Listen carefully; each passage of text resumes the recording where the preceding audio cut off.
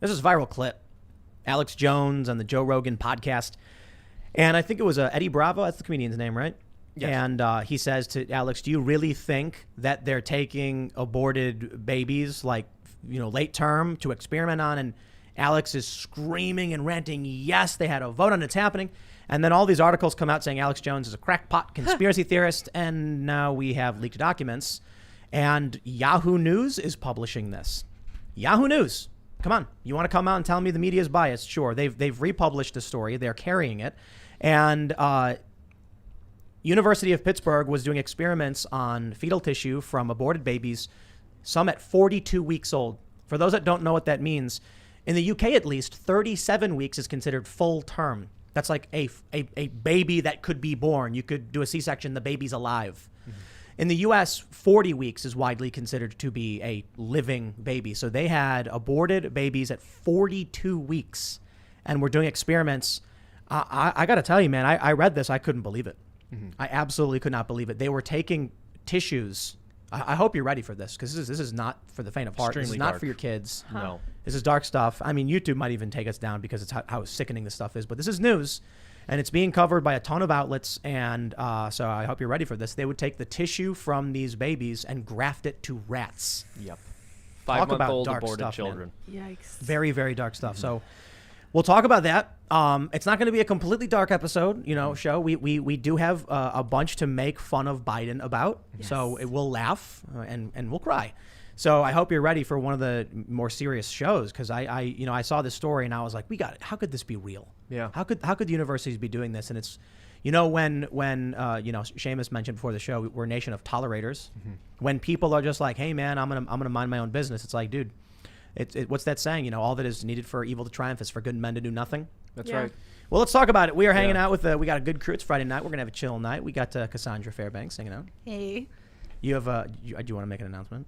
Oh, I got engaged. Oh, good for you. What up, Brad? Congratulations. Also, PETA kills animals. Oh yeah, Those are my two general announcements. Jeez, this is such a dark episode. Up and down, man. Like laughing, man. That's all you can do. We have Ian. He's chilling. Hey, everybody. Thanks for coming, Cassandra. What's up? What's the PETA thing? Well, let's do it after the intros. Yeah, Yeah. I'll go into that. Well, I think we should talk about that after we have a discussion on what's been done to these innocent children who were killed and used for scientific experiments. I'm Seamus of FreedomToons. It was funny, when we started the show, or when we were going to start the show, we were doing the pre-show, I kind of had like a bit planned and some things we were going to joke about to call back to last episode, and some jokes we were telling then, but this is just so dark that it kind of brought the energy down. But I think that's important. I mean, there are some topics that I think the audience should really hear about, even if it's not going to be extremely entertaining. And the reality is, we are a society of tolerators. We don't build things and we don't prevent people from destroying things. We just let other people act in our stead. My grandfather fought in the Second World War, and after 2 years of battling through Europe, he liberated the Flossenburg concentration camp, and he was fluent in German. So he went to the local priest and he asked him, how could you let this happen? People were being slaughtered near your town. You knew it was going on. You didn't do anything. And what the priest said was that the SS told him if he said anything or tried to do anything, they would come in and murder all of his parishioners. And I remember as a kid thinking about that and wondering, what would I do in that situation if people I knew and loved would be killed if I spoke out against evil? But here I am, and it's 2021, and we all have the opportunity to speak out about unborn children being slaughtered every single day, about human experiments being performed on completely faultless, defenseless human beings who were killed in the womb, about children who were killed after they were born so their organs could be harvested, and we don't say anything. And it has to stop. It has to stop. How will we be judged? We're going to get into all that. We got Lydia pressing the buttons. I am pressing the buttons. You guys all know that I am super pro-life. That is my hill to die, and I'm the one that sent Seamus this article that started all this nonsense because it's really bad, and I'm really hoping to open everybody's eyes a little bit to this. So hopefully it's not too dark. Hopefully we're able to kind of shed some light on it. Hopefully it'll be a pretty good night. We'll see. We had a bunch of jokes. Like Ron DeSantis was making fun of Joe Biden, saying his brain isn't all there, and we're all laughing and have a good time. And then we pull up the story and we're like, man, This is the world. Dude, things have been getting dark. I'll tell you this. We got a lot going on. I mean, the military coming out in Sydney to lock things down. Mm-hmm. You've got there's too much. The Apple spying thing. They always try to go, you know what? I want to save that because I want to keep that in the context of what they're doing to children. So go to timcast.com, become a member, help support our work, our fierce and independent journalism, and like this video, share the show with your friends. I don't know, man. I would say of all of the shows to share, this is probably the most important, but I don't know how many people are going to want to be like, look at this. Yeah. Because I was reading the story and like Seamus, like, what happened? I'm like, I don't even know if I want to read it to you. I had But to we're gonna step do it. outside after Yeah. Tim was reading the details. Need a I moment. I had to go outside for a minute. My daughter was born at 36 weeks, and she was a full person. I mean, Yeah. Well, again, I believe life begins. I shouldn't just say I believe this. I mean, it is a fact that life begins at conception. But people clearly argue over whether an unborn child is a human. I think it's a ridiculous argument. But surely we're not arguing over whether a child that has already been born is human at this point. But evidently we are. And you mentioned that children at 40. You mentioned 42 weeks. Well, I mean, they induce labor at 42. I want to say something about this. So let's pull this story up right now. Yeah, let's go. And Alex Jones was right. Let me first give you some context. We have from Yahoo News. Government-funded scientists sought out aborted minority babies for research. I mean, on top of that, it's racist. What? Like, I'm not even trying to make a joke about this. This is insane. Researchers at the University of Pittsburgh received at least $2.7 million in federal funds to study fetal organs and attempted to retrieve half their samples from the aborted babies of minorities, according to documents released Tuesday. Again, Yahoo News. The National Institutes of Health had overseen experiments on fetal tissue at the University of Pittsburgh since 2015 from aborted fetuses ranging from 6 to 42 weeks, or 2 weeks past what is widely considered to be full term. For the particular study in question, the grant request specified that half the samples must come from aborted fetuses of minorities, including at least 25% from African American women, according to documents obtained by the Center for Medical Progress and Judicial Watch. Let me just stress, they say they were studying fetal organs. They retrieved them from some babies up to 42 weeks, and they had the nerve.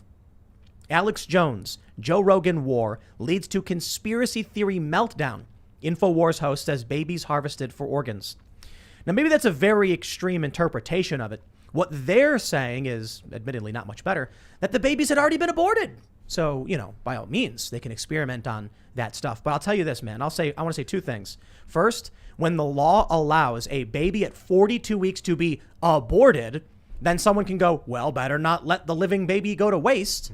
I'll tell you this. If a baby is at 42 weeks, and I'm going to operate under the assumption, I'm not going to give them the benefit of the doubt that maybe the baby was stillborn or something like that. It's an aborted fetus at 42 weeks.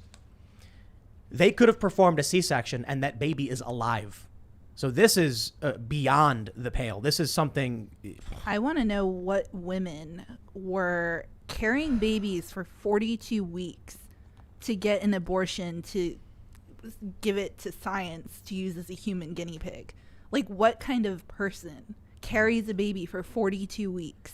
Could it have been stillborn? Maybe. Like, that's not what the article says. I know. I don't want to believe that our country, that universities, that they're funding this stuff. I want to be like, maybe it was.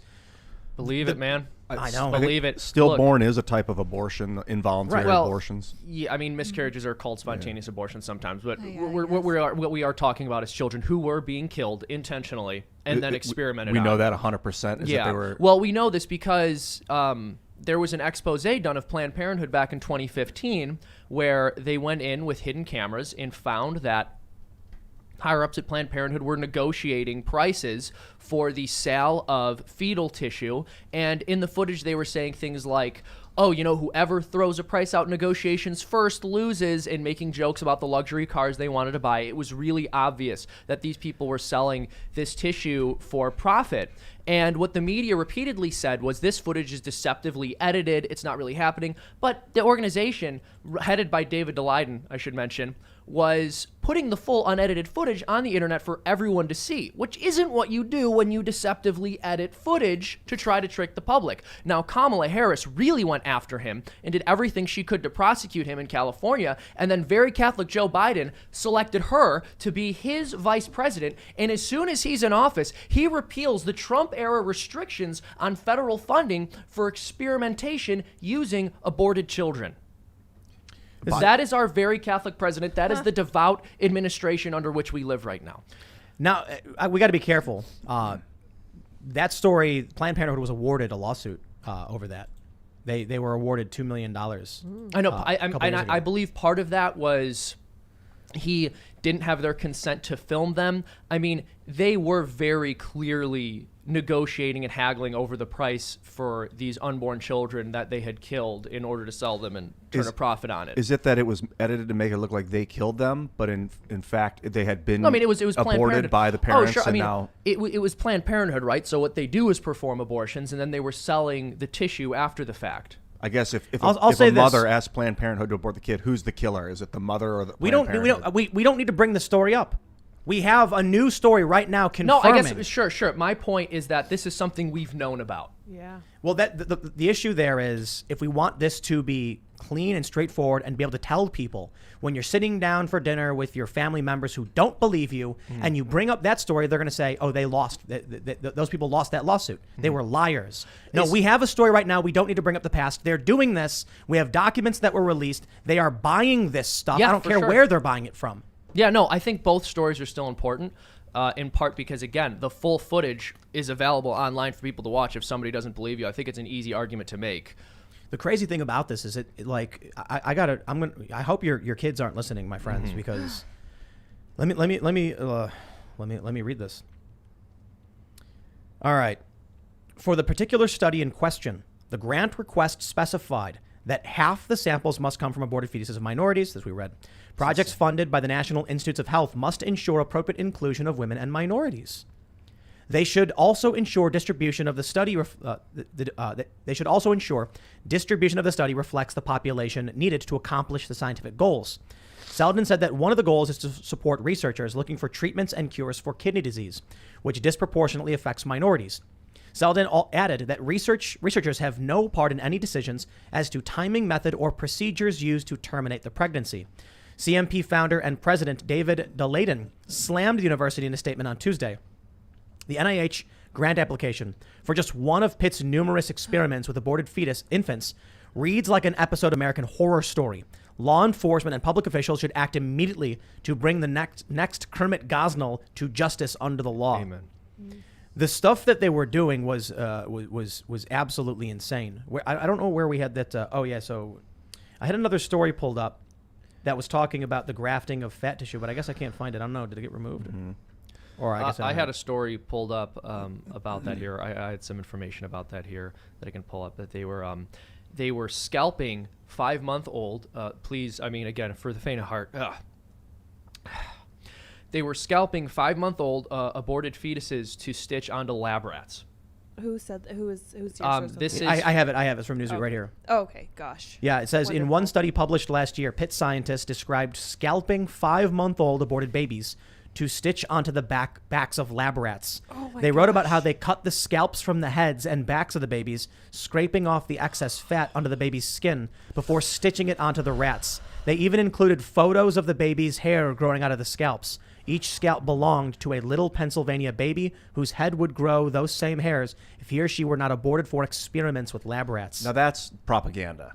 It's a dead body. It's not Hold a baby on. What do you anymore. mean that's propaganda? Being like, Ian, if that's they a hadn't child been- scalping sewn well, to someone- a rat. I'm literally For reading all I know, Newsweek someone verbatim. chose to abort that child, and now to call it a baby is disingenuous because It's it's not a disingenuous. corpse. They killed a baby, and okay, then it's a baby corpse, and they're sewing its scalp to a rat. Well, you real don't think quick. that's a violation of human they dignity find that and value? they find that infant skin cells are good for like stem cells because they're so young and vibrant, I guess. So they use like stem cell experiments. They use infant and That in no way justifies fetal, anything aborted of the sort. fetal that stem doesn't cells. that doesn't I justify. mean, it's any why of it. they're doing it with those cells, particularly scientifically. Not I just don't. I don't morally. understand why it's propaganda or how it could Because even be they're like, remotely if this moral. child hadn't been, then it would have been a glowing That's a baby. fact. And That's like, not propaganda. you That's don't literally know a fact. that. That's literally Ian. a fact.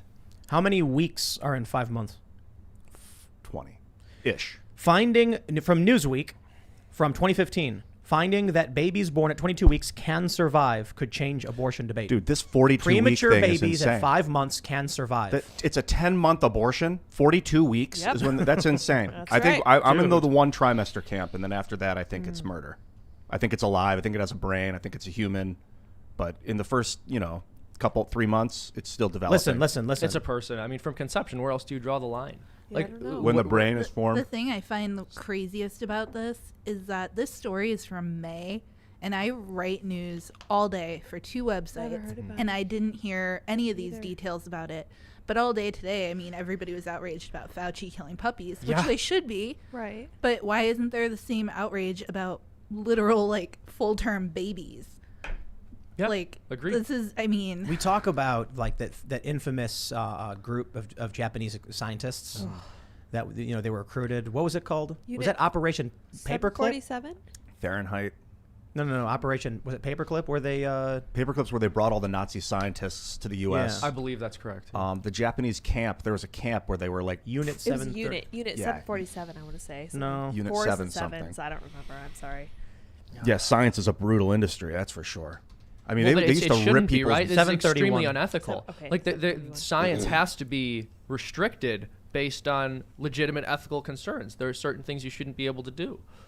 The Japanese scientists would like take a prisoner and stick their arm out of a Yeah. door, like into the cold, and watch it freeze. Yep. And then like shatter it while the person was still alive in the other room to see what would happen to him. That's They, exciting. they say that what we know about frostbite largely comes from the Japanese doing research on live human beings. That's horrible. I mean, people talk about the Nazi experiments, like, and rightly condemn them pretty much across the board. And then we're doing it here. Yeah. Like, we're literally doing it in Pittsburgh. Well, and it's crazy because people are comfortable with things like this happening as long as they never have to think about it. They Right. can know it's going on, but if it's not brought up, then they're able to sleep at night for whatever reason. Yeah. And I know that after, for example, the Second World War, I mentioned this earlier, my grandfather and his unit marched all of the townspeople through the camp to show them, this is what happened here. This is what you allowed. We have unparalleled technological infrastructure for communication. This information should be very easy to get to people, but the people who have access to the gatekeeping, more or less, don't want the information getting out there.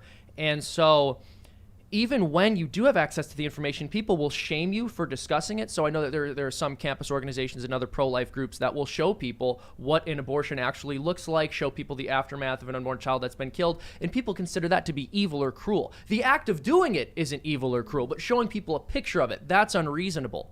What matters is no one ever has to confront what we're doing. We have to protect everybody's feelings. We have to make sure they don't feel guilty about what society is doing and about what the abortionists are doing and the fact that no one is standing up to stop it. The real crime is showing someone that they've supported evil, not the evil itself. The important clarification for the sake of all of the fact checkers would be people are getting abortions and then doctors are buying the fetuses. Right, we don't want to conflate it that the doctors are murdering the children and taking. It's like the I don't know. parents are But they're authorizing this complicit. stuff. I mean, but you are complicit if you know that a child was aborted and you are Hold receiving on, the hold on. tissue. From, Let's try it a different way. Let's say that you're a researcher and you need fresh corpses that are, from someone who died in the immediate, and there's a guy who somehow just keeps happening to have them all for you to buy. Yeah. You see, the problem I have with this is Amen. that they lobby for a thing to happen and then exploit the worst aspects of it in one of the most horrifying and disgusting ways. Like, I don't even know, man. I don't. This is Making me think of like a industrial animal slaughter, because they'll not let people see that stuff either. They'll have I like got a problem with that too. pig Yeah, but farms also- where but there's all nobody feces says- and blood but- in the pools around. And the that's all farm. bad. It's all bad. But they but won't let nobody people. says- They but won't Ian- let people take Yes, pictures. the That's anti- right. No the- one the- says it's the- unethical. does that. They don't let you take photos of PETA ripping animals away from the sanctuaries that they're in. And they have the courts siding with them and issuing gag orders on people and not allowing any filming. But and also, Ian, the big People difference like to hide is their crimes. exactly. It's Well, very but Feels I similar. think there's another point here to be made, because there's a significant difference when somebody shows me an animal being killed.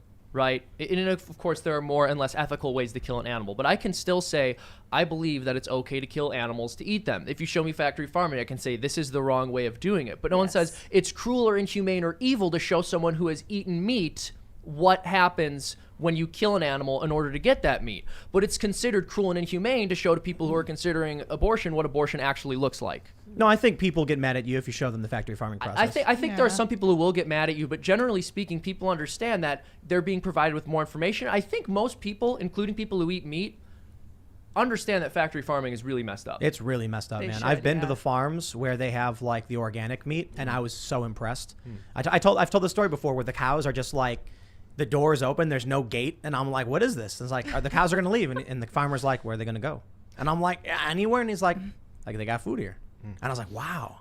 And so the cows are happy, they live full lives, they have food, it's all automatic, and the farmer just lets them do their thing. And then I've also driven past the factory farms where the ground is sludge and they're all packed in, and it's horrifying and it smells. I saw undercover video at a factory farm of one of the guys, and what happens is people, either they find people that are already psychotic, no offense if you work at a factory farm, or people that are just willing to allow themselves to be okay with murdering. And what they'll do is they train themselves to see pig, that means it has to die. And they treat it like a piece of wood. Like they'll pick up a baby and smash it on the ground till it explodes its head, and then they'll like throw it in a pile. And there's like living animals screaming as they're getting hit. They started passing these laws. What are they called? Like ag-gag. You couldn't film the horrible things they do. Like, dude, I'm all about, we're raising chickens. I don't know if we'll eat these ones because they're the stars of Chicken City, so they might get a pardon. But we're raising a couple babies, and I got no problem eating the animals and growing the vegetables. And we try. You try and do it right. You know, we understand. Now, some people don't eat meat because they don't want to cause suffering. They don't want, For me, I'm like, well, I'll hunt and I'll eat, but we're going to do it right. We're going to minimize suffering of the animal, and we're going to accept that this is part of the life cycle. But man, I've seen some of these videos where I watched a guy like punt a chicken just for no reason. And I'm like, dude, it's because it's mechanized. It's just shuffle them in, they throw them in the grinder, and it's horrible, man. It's really horrible stuff to watch, and I don't know what you do in that regard. People are definitely willing to tolerate that, but I'll tell you, when it comes to what they're willing to do to human beings, Exactly. it's like, why would I be surprised that they horribly mistreat the animals who are already living horrible lives, when you can see what people are willing to do to each other? Exactly. When you look at what people do to other human beings. And it's no surprise that we have this unbelievably horrific warfare state where people are killed in other countries, and the United States government will either do it or support governments that will go to war and commit violence against civilians, like the Saudi Arabian government has been doing in Yemen. Because if I don't have an obligation to care for my own unborn child, and it's okay for me to kill them, then why should I care about somebody on the other side of the world? We need that. We will not have world peace for as long as we have abortion. We will not. We got I don't know. I don't know what the root of this issue is. I know I can already hear many of the leftists saying it's capitalism. It's the they cut costs, they reduce costs, and I'm like, I don't think that's it. People want and will eat meat, and you end up with these really nasty situations. And not to mention, what goes on with factory farming results in infected meat, and then they put like, what do they put, like ammonium or something in the beef because of the bacteria growth. Preserves it, yeah. I tell you this, Jack you it up guys, with antibiotics. I have been saying get out of the cities for some time for a variety of reasons. Yeah. I've been talking about, growing your own food and raising our chickens for a while now. Where we live, we can drive 15, 20 minutes and be at a farm. And there's one farm nearby. It's like self-checkout. It's the craziest thing. I heard you walk in, there's nobody there, and they've got like freezers with the meat freshly harvested from like organic field farm raised animals. And you walk up, you grab it, you scan it, you pay, you walk out, nobody's even there. I'm like, that's amazing. That's amazing. You can see the animals. We went to one farm, and all the goats ran out, and they were all yelling at us, and we were laughing. And the goats have this nice little area, and they're jumping up and down, and they're dancing, having a good time. And I'm like, they're living it. Yeah, I mean, we farm. It's what we do, but they're having a good time while they're here. No, I agree. It's like the luxury of like European agricultural life being out here, but with the value of the United States like product lines. Like you can order anything and receive anything by delivery, but we live like in this awesome farm. Man, there's a lot of people in this country that don't care about anything, and that's what really bothers me. Because we pulled up the polling data the other day from Civics and saw that among Democrat voters, they think the economy is doing fairly good. Fairly good. And among independents and conservatives, they say it's fairly bad. Why? Because those are the people that are in reality. And so I genuinely think, like, you look at people who live in rural areas who tend to be conservative. Like, they raise animals. They take care of their animals. Yeah. They're not living in cities where it's mechanized pollution Yep. and waste and factory farming. To get enough food into those cities is very, very, very difficult. I mean, cities can be great for a lot of reasons. I know some people are like, hey, stop bragging on cities. And I get it. Arts and culture can be fun. But the difficulty in bringing in resources into cities, it's crazy when you go to New York and you see how you can't park anywhere. There's delivery trucks on every road all the time because they got to get enough food in for the massively tall skyscrapers. It is not an easy thing to do. So they mechanize the process. They mechanize factory farms. They mass produce as much as they can. I tell you this, dude, when Alex Jones was here, there's another thing he was right about. And he told me, did you know you're eating cloned beef? And I said, no, we're not. We're not eating cloned beef. That's crazy. And then I Googled it. Yeah. We've been eating cloned beef. They clone the animals. Wow. That is mind-blowing how awful all this stuff is. Yeah, I'm a lifelong vegetarian and Yeah, very you've- happy about it. Yeah, no You've kidding. never eaten meat. No. I mean, look, I got no problem eating meat. I mean, before I was Yeah, me 3, neither. I think I did. I saw Bambi and it screwed me all up. My parents indulged me thinking it was a phase, and my stubbornness, I just never ate it again.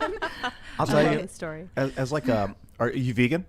Not currently. I've went through, big 8-year chunks of being vegan. You've been vocally supportive of animal rights. Do you find that there's a through line with the abortion and animal agriculture?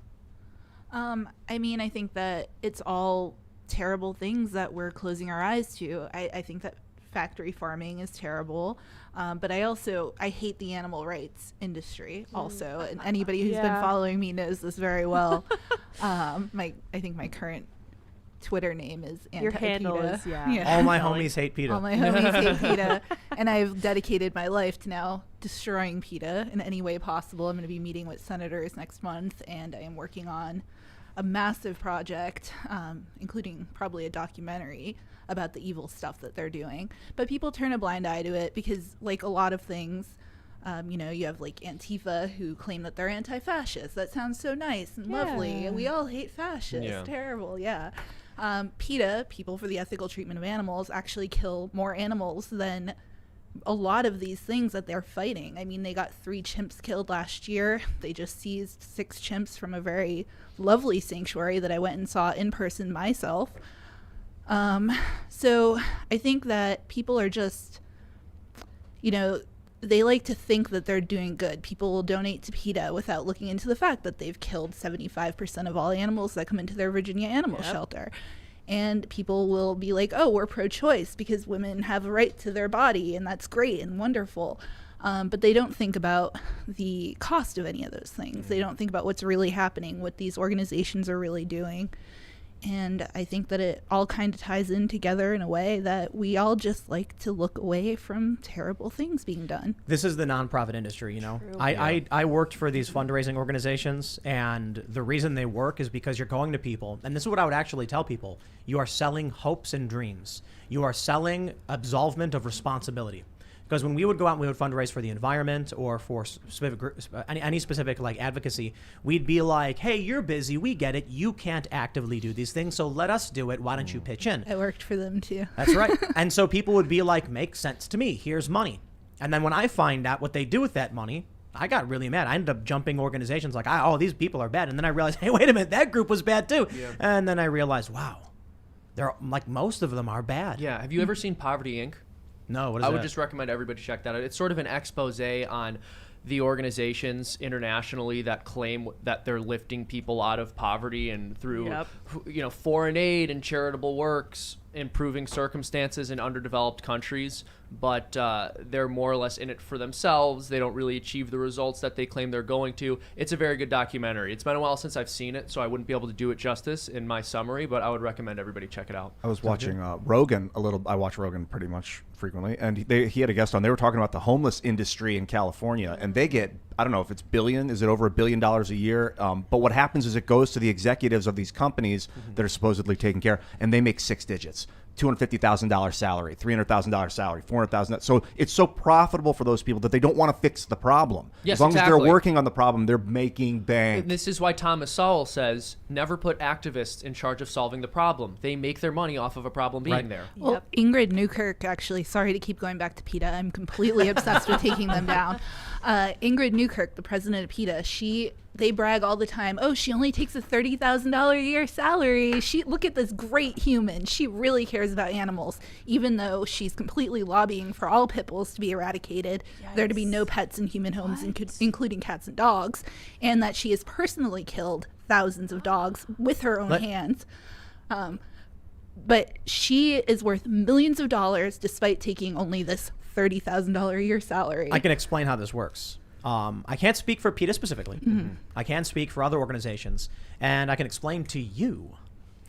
501c3, you guys know what a 501c3 is? Nonprofit organization. It's tax deductible, non-political, and these are the organizations you often hear about, where they say, you know, your donation to us is tax deductible. In certain circumstances, they will, and then they'll say our executive director only takes $40,000 a year because they are good and noble.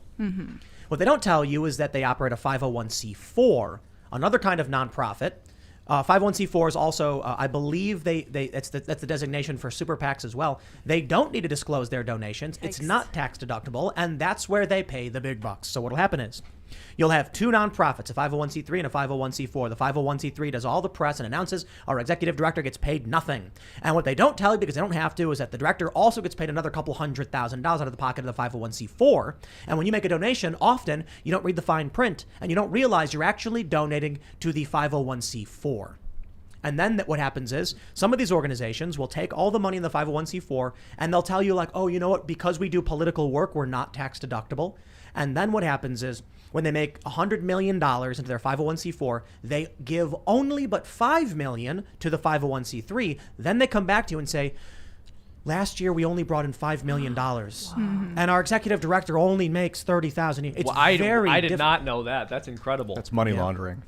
It's legal. It's legal. There are nonprofits. They're brilliant what they do. They'll organize like 10 different nonprofits, and there'll be like 9 people, and they'll rotate the board of directors of each nonprofit, and they all circulate funding. It's amazing, this industry. What they're doing is pretty impressive too. They're going around right now, and they're just trying to set precedents for future cases.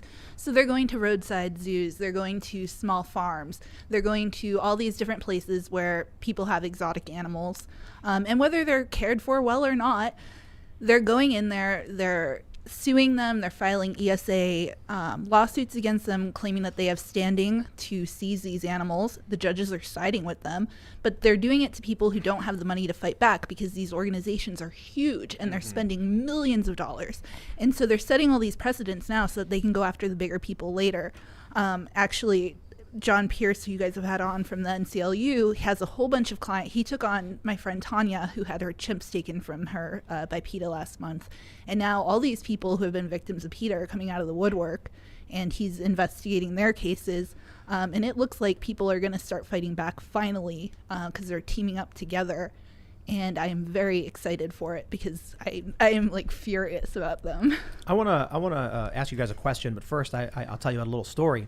I was reading this in like I can't remember what it was. It was an old timey like law precedents book. It was probably like one of those magazines you read in the bathroom or something. And it said that there was an old case where like 2 farmers had land that butted up against each other, and one farmer A, his dog kept going onto the farmer B's land, and farmer B kept getting mad, saying, "Get your dog off my property." And the guy was like, "I'm sorry, get over here, Fido." And then one day farmer B took out his gun and shot the dog and killed it. And then farmer A was like, "You killed my dog, how dare you?" And the court said, property loss. Your dog shouldn't have gone onto his property, so he owes you the damages for the lost property. And I remember reading that being like, my dog is not property. My dog is a friend. And if you do anything to my friends, which brings me to the question. If someone came to your home and took your dog and then killed it for no reason, what would you do? I can't say what I would do, or the feds will knock on my door. Hold on. Are we talking about John Wick here? Yeah. Is that? Well, let's just say they made a movie about it, which ended up becoming what are they on? They're going on movie 4 now. Yep. Because the dude wanted to be left alone, and some dudes killed his dog. And John Wick, what an awesome movie! I got a story here. It's from a few years ago, from The Guardian. PETA says sorry for taking girl's pet chihuahua and putting it down. Animal rights group pays family $49,000 to settle lawsuit after it seized a dog named Maya, which belonged to a 9-year-old. They say Will Berzerati from Virginia had sued the group for taking his daughter's chihuahua from a mobile home park on the state's eastern shore and euthanizing it before the end of the required 5-day grace period. Zarate alleged PETA operate under a broad policy of euthanizing animals, including healthy ones, because it considers pet ownership to be a form of involuntary bondage. That's right. So you just kill the animal. That makes sense. Wow. PETA denied the allegation and maintained the incident was a terrible mistake. I'm sorry. I've seen a ton of videos on Reddit. There was one surveillance footage where you see someone actually run onto the porch and grab an animal. Yeah. Have you seen that one? Yeah. That's crazy. Have you seen the photos That's of crazy. PETA? Like they used to dump the carcasses of dogs into Walmart dumpsters and stuff. Huffington Post actually did an incredible expose. I hate praising the Huffington Post, but it was incredible. Because they were just killing all these dogs and they had nowhere to put them, so they were throwing them in dumpsters. And the state inspector for Virginia actually did a report being like, how are you taking in this many dogs when you don't have any place to put them? How is this a shelter? And they wanted to shut it down, but PETA used their big lobbying money to keep running, and they killed more dogs last year than they did the year before that. How many, you probably know the answer, but Ian, Seamus, feel free to chime in. And for those listening at home, feel free to throw in your super chats with your guesses in today's trivia question. How many dogs does PETA kill every year? 20,000. You know what's funny? I have no idea what it is, but I was also going to guess 20,000. 20,000. Well, that is a full, that is 10 times too many. It's Well, 2,000 dogs in what? catch. Not Well, they necessarily. don't sound that bad now, Tim. So that Right. that actually is only the numbers for their Virginia shelter where they kill animals. Oh, wow. They used a whole bunch of their donations. Instead of throwing adoption events, they used them to buy giant freezers for carcasses. Hope you all PETA donors know that. But they actually travel to Mexico as well, and they go down there and euthanize all the street dogs, and those numbers are not counted. Really? They also they seize animals from all these little roadside zoos and sanctuaries. Those numbers are not counted. There's currently a lion missing. They seized a lion from a rescue. Wait, there's a lion missing? Oh, let me tell you guys the story. Oh gosh. So there's a sanctuary rescue in Maryland. The guy takes like exotic pets that have been thrown away that people can't care for. Is this Tiger anymore. King? No, Lion he was not The on Lion Tiger King, King. way better. Even But worse. he, actually, the NCLU is going to be representing some people from Tiger King, and that's a whole interesting other story that I'll get into one day. But there's this place, and he takes like exotic throwaway pets. People go get a tiger or a monkey, and then they can't care for it. This guy takes them. So he had 2 tigers and a lion, and PETA filed a lawsuit against them saying he was violating the ESA because the lion liked him too much. They said that it was too bonded to the caretaker, and therefore it was unnatural. And the court sided with them, sent the lion and the 2 tigers to a sanctuary in Colorado. And now he went to go visit them in, I believe, February of last year. I could be wrong. And he said that they looked terrible. Like they were in great shape when he had them. Now they look terrible. And now nobody has seen him since. And so I actually called the sanctuary asking if I could get proof of life. And because nobody has seen them. And this place is open to the public. They let people take public tours, which means it's basically the same thing he was doing. But they told me there's no recent photos, but that they're supposedly alive. So now he's trying to get proof of life, and nobody will give it to him. So, I mean, PETA, the things that I've learned in the last couple of weeks have been keeping me up at night about what this organization does. Oh, I'm sure. Yeah, and I'm definitely here for the PETA bashing, but also at the same time, I think when we're treating human beings the way that we treat them, I just don't think there's any hope for animals to be treated. surprised. You as best that be at this believing point. in nightmare dystopias, Seamus. Because you're living in one. It's true. You better believe in science fiction true. dystopia stories. You're in one. Is it that PETA is looking for animals that they think are in like rough situations, and then they take them, but then they can't support them, so they execute them? Well, what they claim, so they don't believe that there should be any animals in human care. Wow. There was a lawsuit that they were involved in where they said that no elephants should be transported to this zoo. They said that elephants would be better dead than in zoos and being fed by humans. That was where the whole better dead than fed thing came from. But they don't believe anybody should have pets. They don't believe you should have a cat. They don't even think you should have a goldfish. And so what they're doing is they're going around trying to shut down all these like smaller sanctuaries who don't agree to play by their rules, don't agree to work with them. And they're taking them and they're sending them to these other sanctuaries through our courts. It's essentially civil asset forfeiture, but through a private organization And it's a loophole in the ESA, which shouldn't exist, the Endangered Species Act. And they're sending them off to these places, but they're not considering the welfare of the animals. For example, with Tanya Haddock's case, they just went and seized chimps from her in St. Louis, or near St. Louis. These chimps were bonded. They were a troop. They were in a huge enclosure that was bigger than my house. It was several stories tall. It was beautiful. But they claim that they know better. And so last year, they took 3 chimps from a sanctuary, put in a different sanctuary called Project Chimps. And Project Chimps got them killed because they put them in with random chimps that they didn't know. These chimps were older. They were retired from research and from entertainment. They didn't have the alpha ability to defend themselves. So they got killed. And then 22 whistleblowers came out against Project Chimp and alleged abuse, mistreatment, filthy conditions, all kinds of stuff. And PETA didn't disavow them the way that they do for all these little sanctuaries that are operating all over the country. Instead, they put out a statement being like, this is terrible, and continued working with them. So when they come in and they seize these animals, they're putting them in great danger. And yeah, sorry. I want to highlight a specific person, though. Her name is Mary Beth Sweetland. Oh. You know who that is. Vaguely. You know? She is, well, apparently, according to at least one website called, actually, let me just show it. This is humanewatch.org. Mary Beth Sweetland is best known as the PETA executive who vigorously campaigned against medical research with animals, even though she is a diabetic whose health relies on injecting herself with insulin that has been tested on animals. Now, over at PETA, she does say that she's on, what is this called? Humulin, a synthetically produced insulin that's much more appropriate for the human body. Okay, I can respect that. That's from 2010, they say. But I will also mention that NewsGuard rates PETA as caution. Ooh. The website fails to adhere to several basic journalistic standards. I know that they call it fake news. Well, Yeah. they are fake news. Today, I was fighting with the VP of PETA on Twitter because that idiot made her way into my mentions. And she put up, to take a dig at me because I've been defending Tanya so hard, she put up a press release about what the chimps infestus.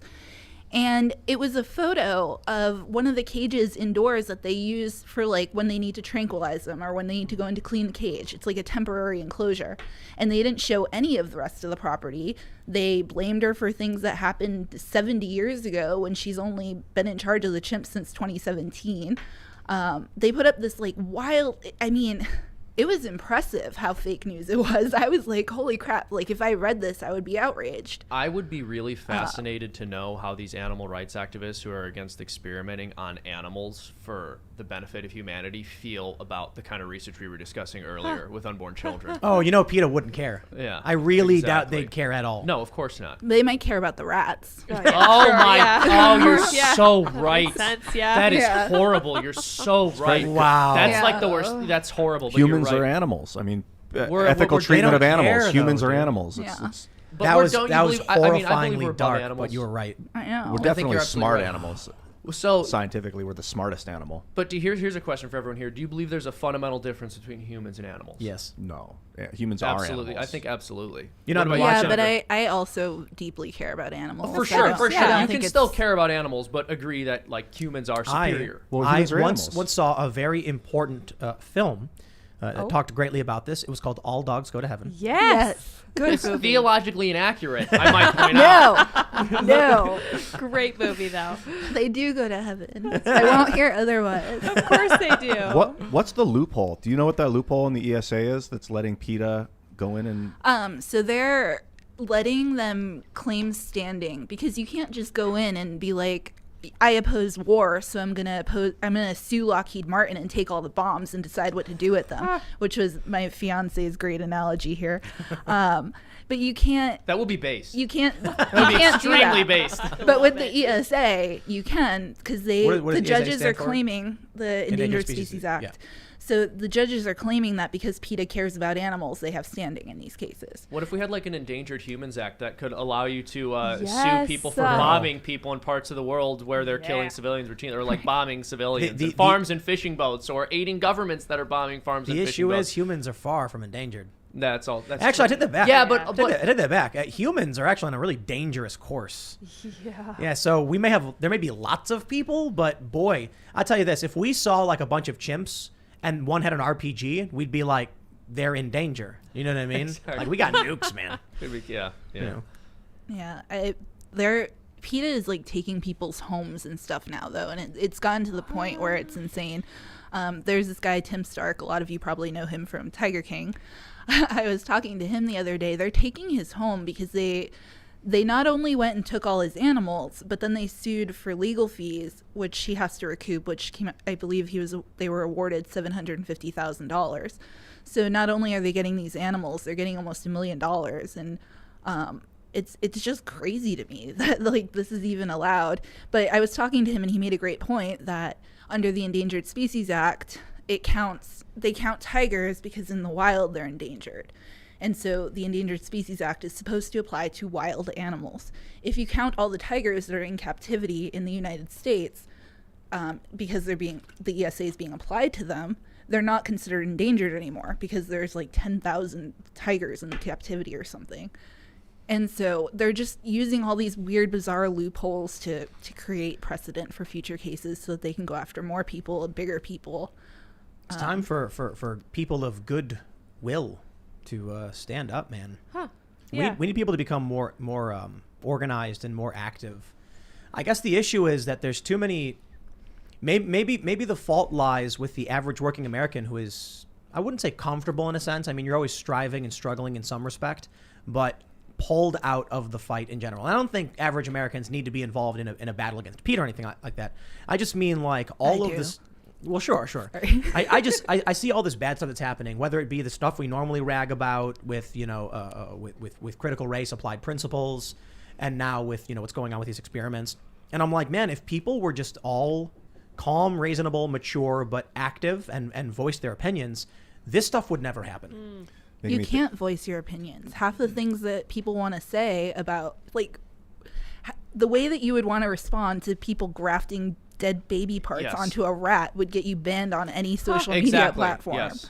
Even discussing it, even talking about that happening. Not only, and it's not even just about social media platforms. If you bring that up in front of people, they're going to look at you like you're crazy. And imagine if everyone did. Yeah, they should.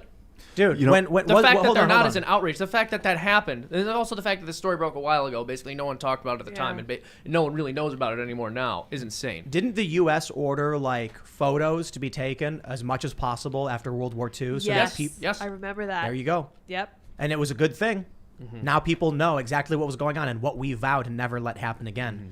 So when you see any of these stories, as horrible as they are, how do we tolerate any of this? It made me think of North Korea, Yeonmi Park, right? Or struggling. So like in North Korea, everyone's starving, so they don't have time to think about anything other than where's my food? I need to get food, and all they do. Maybe on purpose. And we're not starving, and all we think about is food, and when we're going to get our next meal, and how we can sit on the couch and entertain ourselves in front of the television or with our smartphone. I mean, it's unbelievable. Joseph Stalin and Mao Zedong and all these horrific dictators historically did everything they could to pull people away from God with violence. It turns out all you really needed to do was develop your economy enough for nice gadgets to be put in everyone's hands, and they would just forget about him. And then they would let anyone treat anyone else any kind of way, and no one would stand up for the truth because no one would have developed enough virtue to do anything that was even remotely difficult or compromised their social standing. Remember wall-mounted phones? Yes.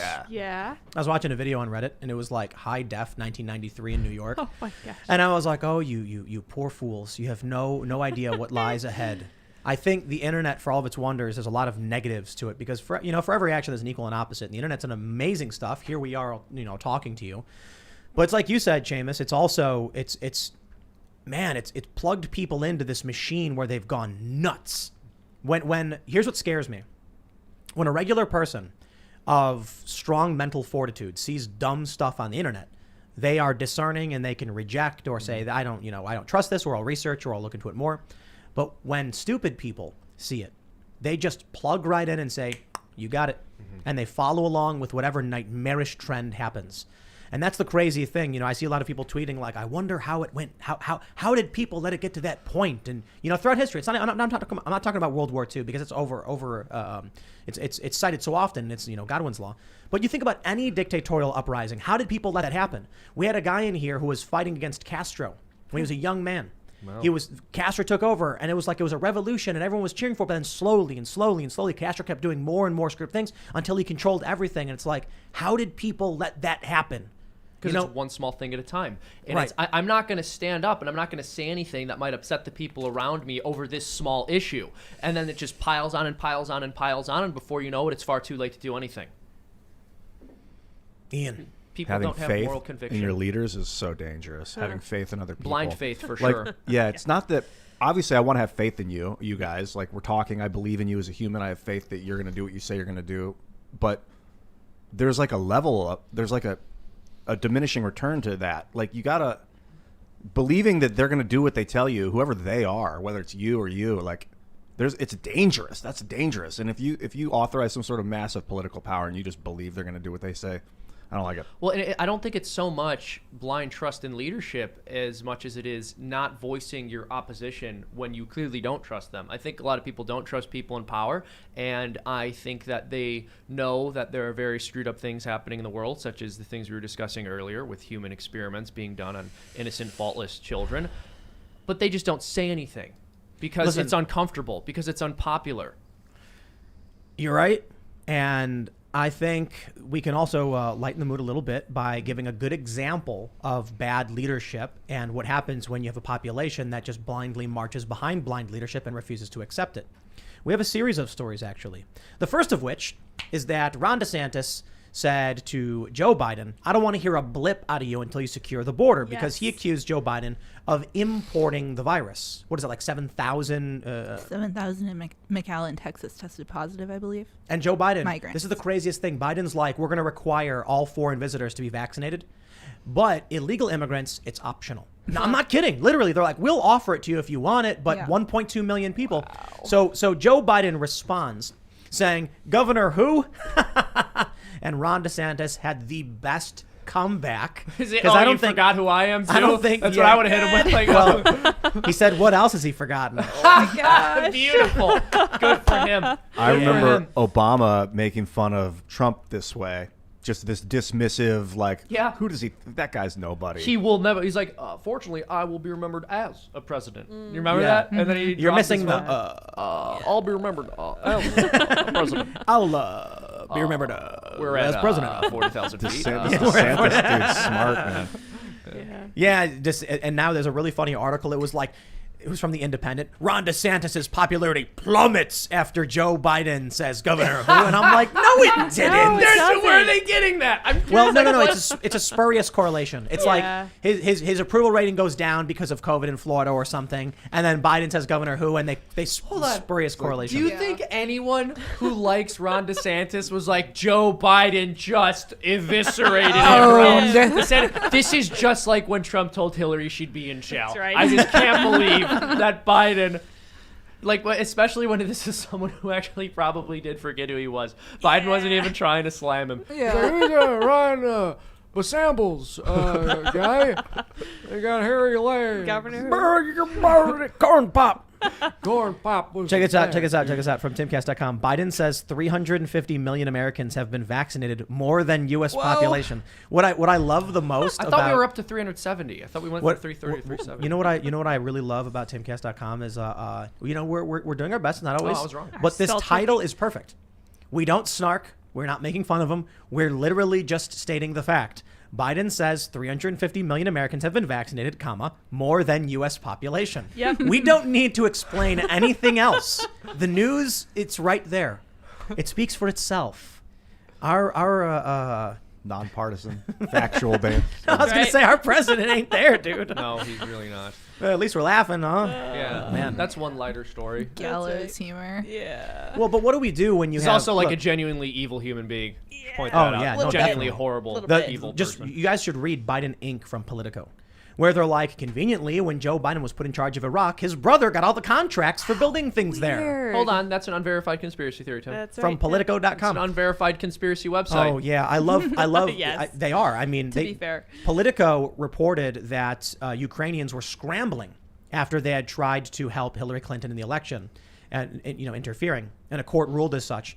And then later, Politico reported never happened. There was no interference. And I'm like, Politico, retract your story. But they had both simultaneously running. It was beautiful. It was a beautiful paradox of fake news. Yeah, Politico's funny. Earlier, I was reading an article on the Biden administration repealing the Trump-era rules against federal funding going towards research done on unborn children who were killed in abortion. And the article described the Trump regulations as very strict. And these very strict Trump-era regulations are being unwinded by Joe Biden. Like, okay.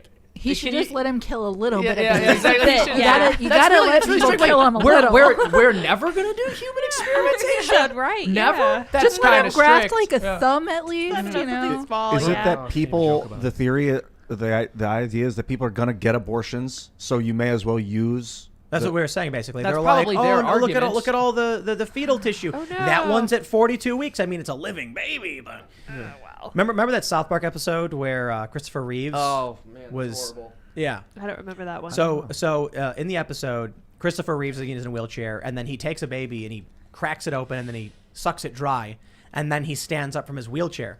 The South Park guys are brilliantly funny. The issue was, though, they were mocking the idea as if it didn't happen. As if these... look, obviously, Christopher Reeves never did that. There's nobody who's literally taking the babies and cracking them open. But it's an analogy, I suppose. I guess they were exaggerating for humor's sake, but we see these stories since 2015. Well, and also, I mean, there you can do stem cell research without killing unborn children. There are, I mean, the umbilical cord is rich in stem cells. There are also stem cells that they've been able to extract from adults, and they tend to be more effective in experiments than the ones that are coming from children they're killing. I'm going to tell you, man, once we get into the AI era, all sense of human decency is gone. I think we're past that point, man. No. Seems like it. You don't know. Here's the thing. Here's the thing. We're decent to humans who we're interfacing with. Right. But as soon as someone's out of our space, we don't care. We're Yeah, complete but dude, sociopaths. A robot is going to treat a human like we would a lab rat. Also, when the AI comes in and you get like an Ultron or whatever, look at what they do. We talked a lot about China, right? How they just will bulldoze homes because like you don't own it anyway. It's a lease. There's no eminent domain there. They just do whatever they want. So we had Jack Posobiec telling us how like, the Democrats or the US politicians go over there and they're like, you can just basically crush an entire residential neighborhood and build a highway. And they're like, yep.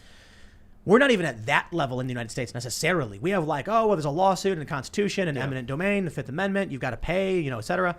Yeah, once you get to the AI level, they're going to be like, the robot's going to just, in the flash, in the blink of an eye, be like, we need, 5,000 living adult humans to figure out how X does Y or something. And there will be literal people just completely treated like cabbage garbage. Do you think we're going to get to that point with AI, though? You guys should read Because The Moore's Art Law has Elect been War. slowing down. Read which one? The Art Elect War by Hugo de Garis. yeah, It's I've my heard about favorite that. book in the whole world. Isn't that like a really hard to get book or something? Yeah, it's like $1,000 on Amazon. Wow. I will let you borrow my I was gonna copy say if you have Like it, a- don't you? if Yeah. That's like very that's like a careful. third the price of a textbook. Yeah, That's pretty good, yeah. It's a lot. But it's written. It's a really interesting book. This guy actually is pro robot takeover, but he does present both sides very well. And they call it the Art Elect War, where it'll be like Pro robot takeover. So do you guys? Yeah, you guys really you believe gotta AI is read going to it. get to that point? Oh yeah, definitely. Yeah, probably. yes, But Moore's yeah. Law has been slowing down. For all you know, no, has it? No, they've started No, doubling we've up talked cores. about this. I mean, yeah, they they've started got- doubling up cores. What chords have been? slowed down? Cores. They started doubling up cores and processors. Oh yeah. Once Moore's- 64 core, is that available right now? Yeah. Soon. So once we hit the like Moore's law was like, it's every 2 years it doubles. Yeah. And then they were like, oh no, it's everything's getting too small and the electrons are popping in and out. They just started adding up more cores. They're also moving away from using electricity and shifting to light in circuitry. Or quantum computing. Yeah. So But also, this assumes that civil society exists long enough for AI to be developed. It's gonna be they're gonna be paying women to get pregnant and just be there and giving birth over and over and over. That'll be their job. I don't think. Yeah. Why, if there's an AI in charge, it will be harvesting humans. No, we've talked about this before. Humans are already the harvesting AI. other humans. So I see that. there will be untold cruelty because cruelty doesn't exist in the mind of the machine trying to find the most efficient end. But a lot of what would happen, this is nightmarish. So first, we talked about algorithmic psychosis on this channel quite a bit. How people go on social media and then just get fed a rotating cycle of insane content, which makes them go insane over a certain amount of time. What people don't realize, you really got to look at how AIs develop things. They don't do exactly what you intend them to. YouTube made that's true. But to be fair, AI and algorithms are fairly different. But just for a rudimentary argument, YouTube says, here are the parameters by which we want this system to feed content to people. And what they were hoping for was Game of Thrones. Longer form content with high engagement. What do they get? They got the Incredible Hulk and Hitler doing Tai Chi, and Hitler's head was on a bikini body, and it's singing a nursery rhyme song. Okay, but to be fair, I wouldn't. Don't belittle that compared to the Avengers, all right, bro? Like, that's really elitist of you to say one is better than the other. Oh, for sure. But here's what I'm saying. Definitely awesome content. Apply that principle to an algorithmically run society in any capacity, or an AI that is exponentially developing. What'll happen is we'll have nothing but corn, and then one day, all of a sudden, like everything in the supermarket is just corn, and you're like, why? Where's the milk? Where's it? It just corn replaces everything because the AI was like, corn's faster and easier to make, and if we make more of it, it's easier to make more at one time. And then all of a sudden, you have no resources, everyone starves. Well, I mean, so the problem with AI theoretically would be the same problem that we have with anything humans construct, whether it's an algorithm, whether it's public policy. There are laws. There's the law of unintended consequences. Anytime humans try to set up a structure to get a certain kind of behavior from a person or group of people, they end up with something other than what they were shooting for. Sometimes it's successful, but I'm not sure if you've heard of the Cobra effect or if I've ever talked about this on the show. So there was, I can't even remember the country. I believe this was in British occupied India. And there were cobra infestations. That sounds and right. so what they did was they said, we will pay people for every cobra tail that they bring us, because then they'll be out there killing cobras. They have an economic incentive to do so. They'll bring the carcasses to us. We'll give them money. What happened was people started finding male and female cobras and starting breeding operations so they could kill the cobras, bring them to the British government, and get money. And so the population of cobras increased. There's a story I was reading on Reddit. And they said that they programmed an AI to play Tetris, hoping to see highest level play, like level 100. It's going so fast you can't even see the screen. You know what the AI did? Just quit, got bored, and started playing Mario. The goal was to generate an AI that could play Tetris for as long as possible. So what do you think it did? Pause the game. Slow. Yes. Oh my gosh, that's it just hilarious. paused That's the awesome. game. Path of least resistance. That's right. love And it. so MO. we're thinking it's going to play, and then all of a sudden it pauses, and we're like, wait, what? Oh, man, got to change come that on, parameter. man. So I'll tell you this. I think we've talked about the AI future where I've said, like, you know, you'll wake up and your phone will vibrate, and it'll be like, free credit opportunity. And it'll say, walk outside and yell. And then you'll be like, okay, you'll go outside and you'll yell, and then it'll go accomplished, ding, and then it'll give you credits. And then there'll be another guy walking on the street, and he'll be like, turn left here, and pick up this strange object from this man. And you'll walk by, and you'll see the guy, and there's his picture, and he'll hand you a weird black orb, and you'll go, okay. And then it'll say, now walk 3 feet and hand it to the woman, and you do, ding, you get credits. Because what's happening is, wherever you are and you're walking, the AI has found a method of delivering that object that it needs to a certain area faster than you just going and doing it. So you're getting these random instructions you don't quite understand. The scary thing is, eventually someone's going to get one and it's going to be like, turn left here, and they're going to fall off a cliff. And then they're going to into the ground and holding the orb, and then someone walks up and picks up the orb from the carcass and walks away because the AI doesn't value you as an individual. Yeah. AI future, man. What if they code it in? What if they put, if going to have someone walk off building, then stop? Remember when we're Apple good. Maps came out? Some lady drove into a lake because apparently she was... Oh my gosh, that's right. She was driving... That's a throwback. She was driving on the road, and it said, turn left here, and she went, okay. It's like that episode of The Office. You remember that? No. When Michael drives into the lake, I think the GPS tells him to. There was a... That's probably where they Based got on it a from. true story. Yeah. There was one lady who drove like 500 miles into the desert because it told her to turn right here, and she did. And then she ran out of gas. And she's in the middle of nowhere, like, I don't know where I am. And because the computer told her to do it, she did it. That Siri didn't like how she was talking to her Hold- lately, can I just- and she's like, well, I know what I'm doing. Can I just stress, this is GPS. This is not even like something running your life. It's literally just a map you can look at and be We like, just follow that's it. bringing me to the desert. I'm not going to go there. And people still do it. Yeah. Man, what do you think's going to happen when we start getting more and more robots to replace more and more of our lives? Dude, I had my GPS recently tell me to take a U-turn immediately after merging onto the highway when there was a barrier between the sides of the highway How'd that that you go? can drive on. So like literally it was just telling me to kill myself. People do it. Sorry, Seamus. People It do was this pretty stuff. rude. It's going to be unfun, but And then, you know what's the best part? I just went onto the highway normal, and then in order to get me off the highway and turn around, it, specifically had me go through 2 tolls. That's rude. It's like, Well, I'm starting to think this is on purpose. God, man. see, that's the other thing too. Does your GPS ever do weird stuff with tolls? Yes. Because I've had other people share similar stories. No. I don't know I'm if it's aware. intentional, but It's you, Seamus. yeah, it's probably I'm just sorry. We got to make sure AI stays as advisors and not as commanders. It's too late, bro. I don't Yeah. know. We've already got computer programs that tell us what to do with our day. think about how Like, much I time got you I got waste a on watch, social right? media. Sometimes I'm wearing the watch, and then in the middle of the day it'll vibrate, and then it shows a little man who's like middle age, like a middle aged kind of tubby guy, and he's like doing this or whatever, and going like that, and it's like time to get up, and I'm like, And time Tim to get literally up. does exactly that. I literally does do. that little move. I've I seen it s- happen. It's crazy. It's great. It's like a I get up. Pavlovian response. true. The little man says it's time to start moving, and I get up and I walk around and I go outside, and then it gives me a little thing. I get an award. And it's like, bling, it's like, I good actually job. downloaded the footage of the little guy doing that, and whenever I play it, Tim just involuntarily starts doing the workout. He's been so conditioned. Well, because the watch says I have to do it. You know? Yeah. Well, you you have you to. can't not listen to the watch. I know. I think Yeah. we'll have to What make did I sure buy it that for? following AI instructions gives you reward incentives as opposed to punishment for disobeying. Well, but I think that when ward That's just incentives Brave are New more, World versus yeah, 1984, bro. exactly. Yeah. Thank you. Yeah, I think it's more in cities. You trust it more when it's just a reward. Brave New World versus Yeah. 1984. Yeah. Do you want your happiness medicine or your video game? Then- Much or- rather have the happiness medicine. This is what That's social what you're media getting is. right now. I know. When you're staring at your phone, you're getting those dopamine hits. You're seeing the likes and the retweets, and you're like, oh man, you got to break that spell, man. It's no, I'm just saying, I am the first to admit I have a problem with it. It's difficult. When you make any of your living on social media, you have this justification hard. for looking at it and engaging with your audience, but it's really easy to justify an addiction that way. There's a really simple way to break the addiction to likes and views and retweets.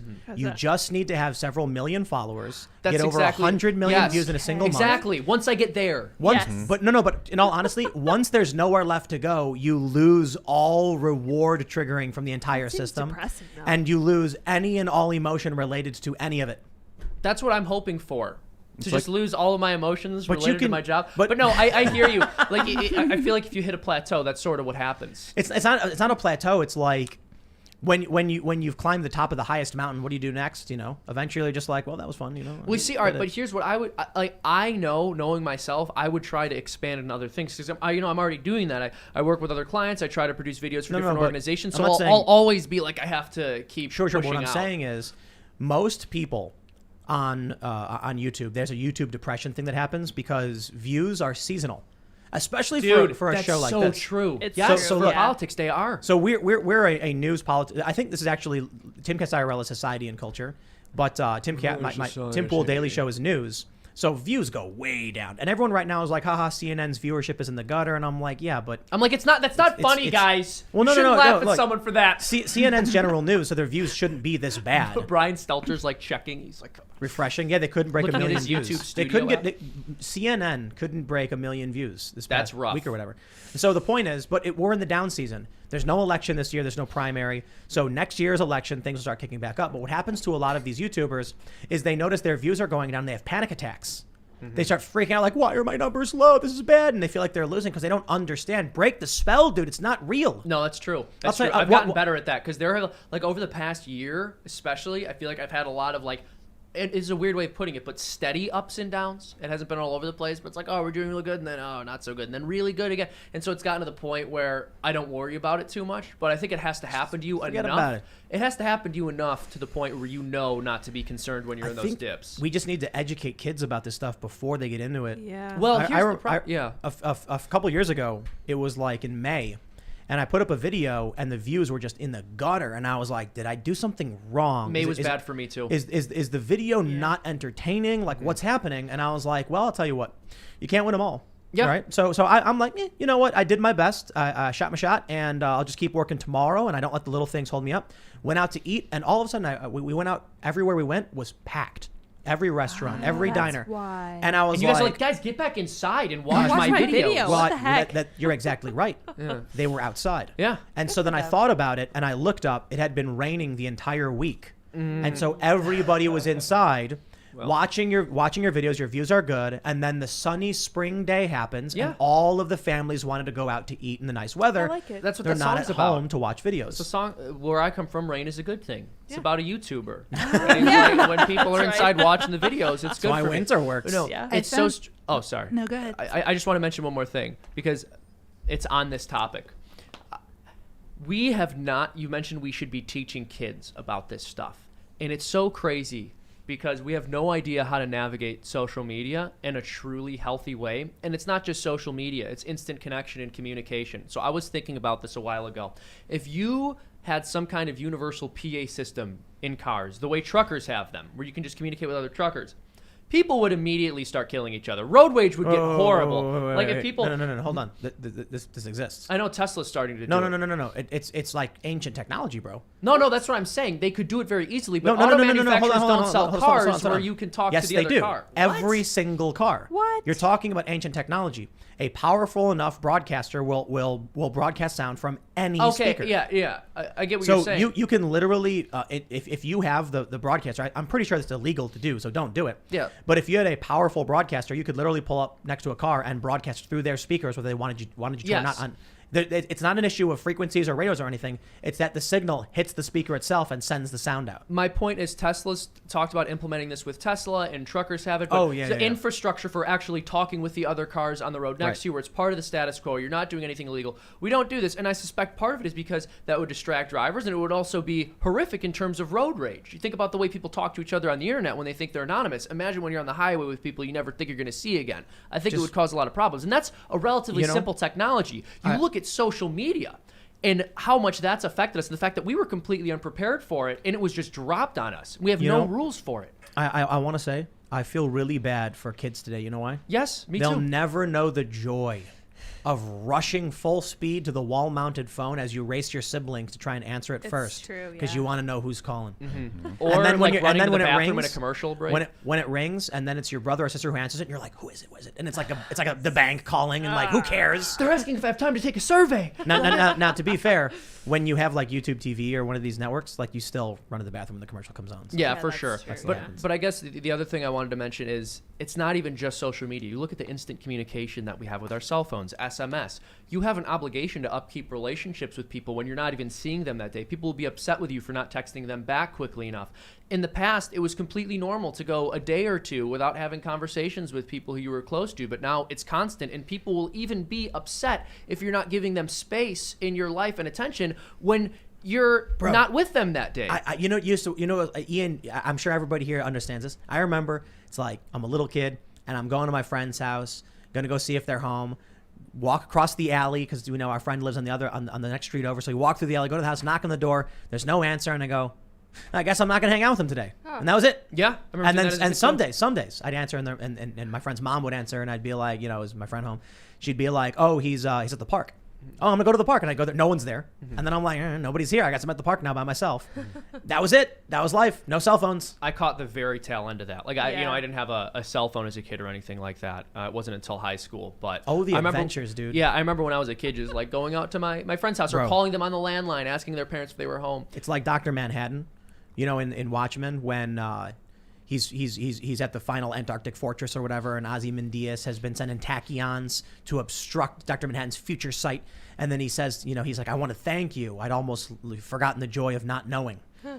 Bro, before the internet, before cell phones, life was an adventure. You didn't know where you were going or why you were going there. We'd like walk down the old freight tracks and then find like an old abandoned shipping yard. Yeah. Like, I know what it is. Now it's like the map just shows you the whole time, and you're like, I knew that was there. It's not fun. Yeah, no, I miss it. No adventure. I miss it. But I'm sorry, Cassandra, you were going to say something. Oh, it's okay. It's not relevant anymore. Not Don't anymore, worry. yeah. Just say it. I want to hear it. It's okay. Are you sure? Yeah. Okay. We're way past that. When did now. you get internet for the first time? I had it in elementary school at my grandparents' house. I would go on AOL dial-up. Oh my god, Dial-up. my favorite noise. AOL. Yeah. We had CompuServe I would do on all DOS. the true crime. Bro, we chat had rooms. CompuServe too. On DOS? Not on DOS, Yeah. bro. What do you know? Nothing. See, I guess. Not that old. My I don't know nothing over my here. Asian family was very technologically advanced. I see that, yeah. Yes. Well, let me tell you about my Irish family. Not super technologically Yeah, advanced. okay. I thought you were gonna say something else. Very technologically advanced. What do you think I was going to say? Some kind of offensive stereotype? I'll have none of it. I'll have none of it, Timothy. I thought you were going to mention whiskey or I'll have something. nothing. Yeah, I'll have none of this. I thought you were Mr. gonna Mr. Timothy Cast. I thought will you were not- going to say that your family were prestigious and well-renowned distillers of fine whiskeys. Not drunks at all. Excuse me, Tim. That's extremely I'm also offensive. Irish. That's you know. He can make some of these jokes, I guess. Some of them. I like that Family Guy But joke. your passing is non-Irish, you know, so like you don't Yeah. understand the oppression It's true. that we I know. deal I with. agree. Yeah. I like the Family Guy joke where it's like the plane lands in Ireland and there's beer bottles in the runway, and then he yeah. says something like, There's you know, more Ireland. alcoholics per He's capita. like, Ireland was a very different place before the invention of alcohol, and then it flashes back to like, but it's actually a futuristic society with flying cars. Yeah. And then a scientist comes in and he's like, look, they invented out whiskey. That sounds And they all right. start beating each other up. Yeah, I guess it's not true though. The stereotype of Irish as being drunks has never been true. That's never been So, true. It was a yeah. propaganda thing. Paddy I promise. No, it I've really never was. even met. And I've never met an Irish person with a drinking problem once. It's true. I haven't either. Not one Are of you them. lying? I've never met an Irish person who BS'd either, Tim. Never. It's not even a thing. I I've don't, dude. never. I'm gonna be honest. There is a lot of truth to that stereotype. Yeah. There's a lot of truth to the a stereotype of reason Irish people that's drinking there. a lot. Yeah, I gotta be real. The paddy wagon. I don't Seamus. know what PC nonsense you've been hearing, but it's a thing. It is. So Britney Spears is Catholic. Britney Spears is Catholic. Yes. What? This is incredible. I knew that as soon as we brought it up, Seamus was going to be like, oh, Yes. and he was going to start high-fiving I was everybody. gonna be Yeah. like, "Oh, we got a white pill today." I'm actually really happy to hear this. No, I'm really happy to hear this. I learned about it on social media the other day, and lamentably never brought it up on the podcast. I don't know why. It was very What ashamed. happened? She But have a She just posted about how she's Catholic now, and she just got back from mass. So good for her. I'm very happy cool. for her. Yeah, I I'm really, very happy I for really her. do think that is good for her, especially everything she's been through This with poor her lady. family and all Yeah. this insanity. I've been playing a lot of RimWorld, and in the game, if you put someone in like a dark cage and they have a psychotic break, sometimes they'll have a shift of faith. Thanks, buddy. And they'll start having. Thanks, pal. So maybe that's what she just experienced.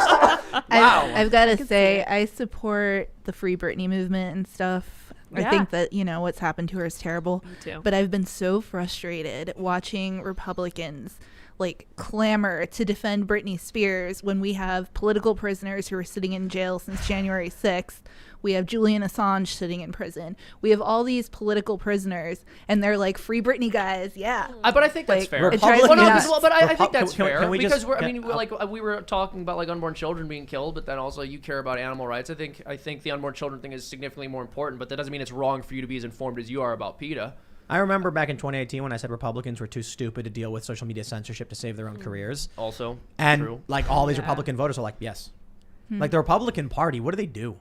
Nothing. It's amazing. It's like Nothing. Ilhan Omar can come out and word vomit all over a group of people, and then the Democrats are like, well, now let's not be too hasty. And then Marjorie Taylor Greene posts something before getting elected, and they're all like, let's strip her of her committees and punish her because the Republicans are losers. yeah. There's a couple of them. You know what's funny? Yeah. I was thinking about Rhino, people call him rhinos. Yeah, Republicans in name only. But they'll say like, oh, Mitch McConnell's a rhino. I'm like, no, he isn't. He's exactly the Republican Party. Oh, It's bro, that's so true. Rand true. Paul, Thomas Massey. They're the He's a ones who stand rhino. out. Yeah. That's very true. They're- No, they're- you're they're- right. You're right. I got to give that to you. That's Yeah, completely they're the true. ones who are like, this was our path in to actually affect real positive change. The Republican Party doesn't do anything. They just, I don't know, sit in their hands. Yeah, and then they attack the ones who do try to do anything. Yeah. Well, this is the crazy They're thing. the we like to say that they're the speed bump for the Democrats, but they're more like the gatekeepers, making sure that nobody gets in the way and allows the Democrats to do whatever they want. Yes, exactly. Welcome to the Uniparty. Yep. Well, and this is the thing too, because a lot of people I know on the left tend to not like the Democratic Party either. I basically don't know anyone who likes their political party. I agree. Frankly, and maybe that's just because I wouldn't hang out with someone who did like their political party, and so it's a sampling bias. Libertarian Party. you know? Libertarians don't like the LP. They've been pretty. Libertarians No, hold on. hate each Back, other. dude, I back know, when I know. I was libertarian, I But- hated the LP the whole time. I do. I'm not a fan, but the Mises Caucus. Exactly. Yes. Dave Smith. They're the only good thing as far as I'm concerned. Watching- about the watching- LP. watching Dave Dave Smith S- and they're pro-life. Watching Smith's the Dave man. Smith on Fox News is just amazing It's when he beautiful. debates leftists. No, he's- and they're like, Donald Trump. And he's like, I didn't vote for him. I don't like him. I love it when He's he like, goes, I think Trump is a war Yes, criminal. He yeah. says it all the time. It's like, yeah, he does. He does. they can't, these tribalist established people can't handle it. They're like, you're clearly a Trump supporter. It's like, no. They're libertarian. We're not. You know what I mean? That's what they're saying. Yeah. That's actually given me some, I don't know, white pill, I guess you can call it. But I guess the bigger question is whether or not the Libertarian Party can pull off any victories. I really think it would be an incredible thing if we had at least one Libertarian Party candidate in the House or something like that. That's my point. I don't really want them in. Well, it's complicated. Here's the thing. I've said this before. My whole voting strategy is vote for the most pragmatic pro-life candidate possible. And it gets difficult when the Libertarian Party's involved at a national election and they split up the vote. But honestly, I think local elections are unbelievably important, if not more important. And if you got a pro-life Libertarian, again, even though I don't consider myself Libertarian anymore, oftentimes they're going to be a better option than a Republican. Now, of course, again, you get into this issue of splitting up the vote, but that's not always the case. I don't like libertarians. I don't. So Would you I mean don't big like L libertarians? No, I don't like libertarians at all. So I think that they're good on foreign policy and stuff like that. But we have a massive crisis with the culture domestically right now. And they're like, let people be as degenerate as they want. Some of them are like fine. that. The Hoppians, though, and the Drag Mises Queen Caucus. Story Hour. Yeah, as far as I'm aware, the Hoppians and like the Mises Caucus people are not like that. Yeah, Again, they're I'm not not. libertarian anymore. Yeah, but I support the Mises Caucus. What's the difference? Well, so In general, I'm not a fan of libertarians. basically, the Libertarian Party is a disaster. Yeah. And then Yeah, a some little bit. sane libertarians came out and they were like, we're going to form a caucus because we're not insane. Mises is a guy, right? yes, Ludwig von Mises. So, yes, I think too much of libertarianism. It's that meme of the fox, right? You know, the scraggly looking fox, and it's like that's what libertarian ideals is, the beautiful fox. And Right. The They're all candidates like- are all like scraggly and weird. The majority of them are open borders. Yep. They support allowing things like Drag Queen Story Hour. I've seen a lot of them supporting CRT. And I mean, Yeah, Jorgensen those did. people are idiots. Yeah. like you're Yeah. great on foreign policy, cool, but like about we have some everything problems else? here right now. So I hear you. Yeah, but you can be libertarian and be opposed to those things, and that's the problem with libertarians. They ruined libertarianism. You know what I mean? Like, well, the Willy party That's itself The party is garbage is too. terrible. Yes. So if you guys want like Libertarian Party people elected, I have to disagree. No, well, that's what I'm No, saying. If you no. had good people like from the Mises Caucus in the party who are actually going to stand up against the federal government when they try to impose these lockdowns on their county, which I think libertarians in the Mises Caucus would be far more likely to do than Republicans, then I would say, okay, that's a good person to vote for. Yeah, But yeah. if we're talking about these sort of milquetoast people who are in favor of garbage like CRT and say Drag Queen Story Hour is just a right, yeah, you have a right to like force your perversion onto children. That's Didn't some disgusting. dude and take his stupid. clothes off on stage? Like Yes, debaters? Yeah. yes, Yeah, yep, that did happen. That was good. What that, is this? That indeed occurred. Can we get sane, liberty-minded Please. individuals? Well, we do, I think, with Mises Caucus. But yeah, I think the problem is there are a lot of anarcho-capitalists. They're absolutely on board with all that stuff. Not that they're on board with it. I know, because they I don't think care. Smith is an Yeah, ANCAP. they're Like, really Dave Smith weird is an about the age ANCAP. of consent stuff too. I like really don't like them. I don't know. You can be on the libertarian spectrum and want individual freedoms and liberties while recognizing we need standards. Yeah, You know what I mean? yes. Like I don't want the idea of the scraggly, degenerate, fox libertarian ruining the idea of respecting individual liberties and being on the liberty side. The problem is people who are for liberty tend to be more individualist and don't organize. Yep. They're like, leave me alone, I'll do my thing, and then what happens? Right. Everything goes insane and the lunatics take They over. often don't get into politics. I can't Yeah. bring myself to do it. I think it's technology is the way. If you really are a liberty-minded, sane individual, you should be building technology that will help solve like social media algorithm problems, shipping and materials so that we can get drone deliveries organized all over the world. We're not going to write our way out of this with politics. I ate an People are MRE getting earlier. brought. What's that? I had an MRE earlier. How was it? It was pretty good. Salty. People were eating Yeah, them it was last really night salty. too. Yeah. Because they're fun. It's like Lunchables for adults. Did you eat one last night too? I think maybe I did. Did I? There was like an open one on the bar. I may have. Yeah, it's a lot of Yeah, I had sodium. tuna. The tuna one's good What because it's made like a you real think? tuna. What made you think of it? I don't know. I just burped. Oh, you take And I was like, yeah. That's good. That means you're digesting Tim. something. Hey, earlier when I said that psychotic break can make you have a crisis of faith, I wasn't saying that it's psychotic to be Catholic. I was being sarcastic. I'm saying I got that when it, people for go sure. through psychotic breaks, they have shifts of faith sometimes. No, I and think maybe that happens, Britney, for sure, who's it been can. locked Sure, up yeah. and going insane, all of a sudden had a crisis of faith. That can happen, Possibly. or maybe her faith was something she needed to get through that. Yeah, maybe. Because she wasn't Catholic before, right? now she is? Is that the story? I mean, She was certainly- Christian. She may have been a lapsed Catholic or something like No, that. she But was, She also Baptist, said I she think. said I'm Catholic now, not like I'm taking my faith seriously, or so. I assume she was not Catholic before. Good for her. Maybe we need to start Yeah. thinking about things more like Vermin Supreme did. and Yeah, does, let's go deeper on that. Yes. of just like absurdity to challenge Yeah. the system. Yeah. Organized absurdity. Organized absurdity. I like this idea. Yeah. I like that Andy Kaufman. It's called government. hero. It already During- exists. It's called the DNC. There you go. So here's a funny thing. Like Antifa used to be just be called the Black Bloc, and it was a nebulous term to it was just a reference to the group of people who all wear all black and go around smashing stuff, which is basically we call Antifa now.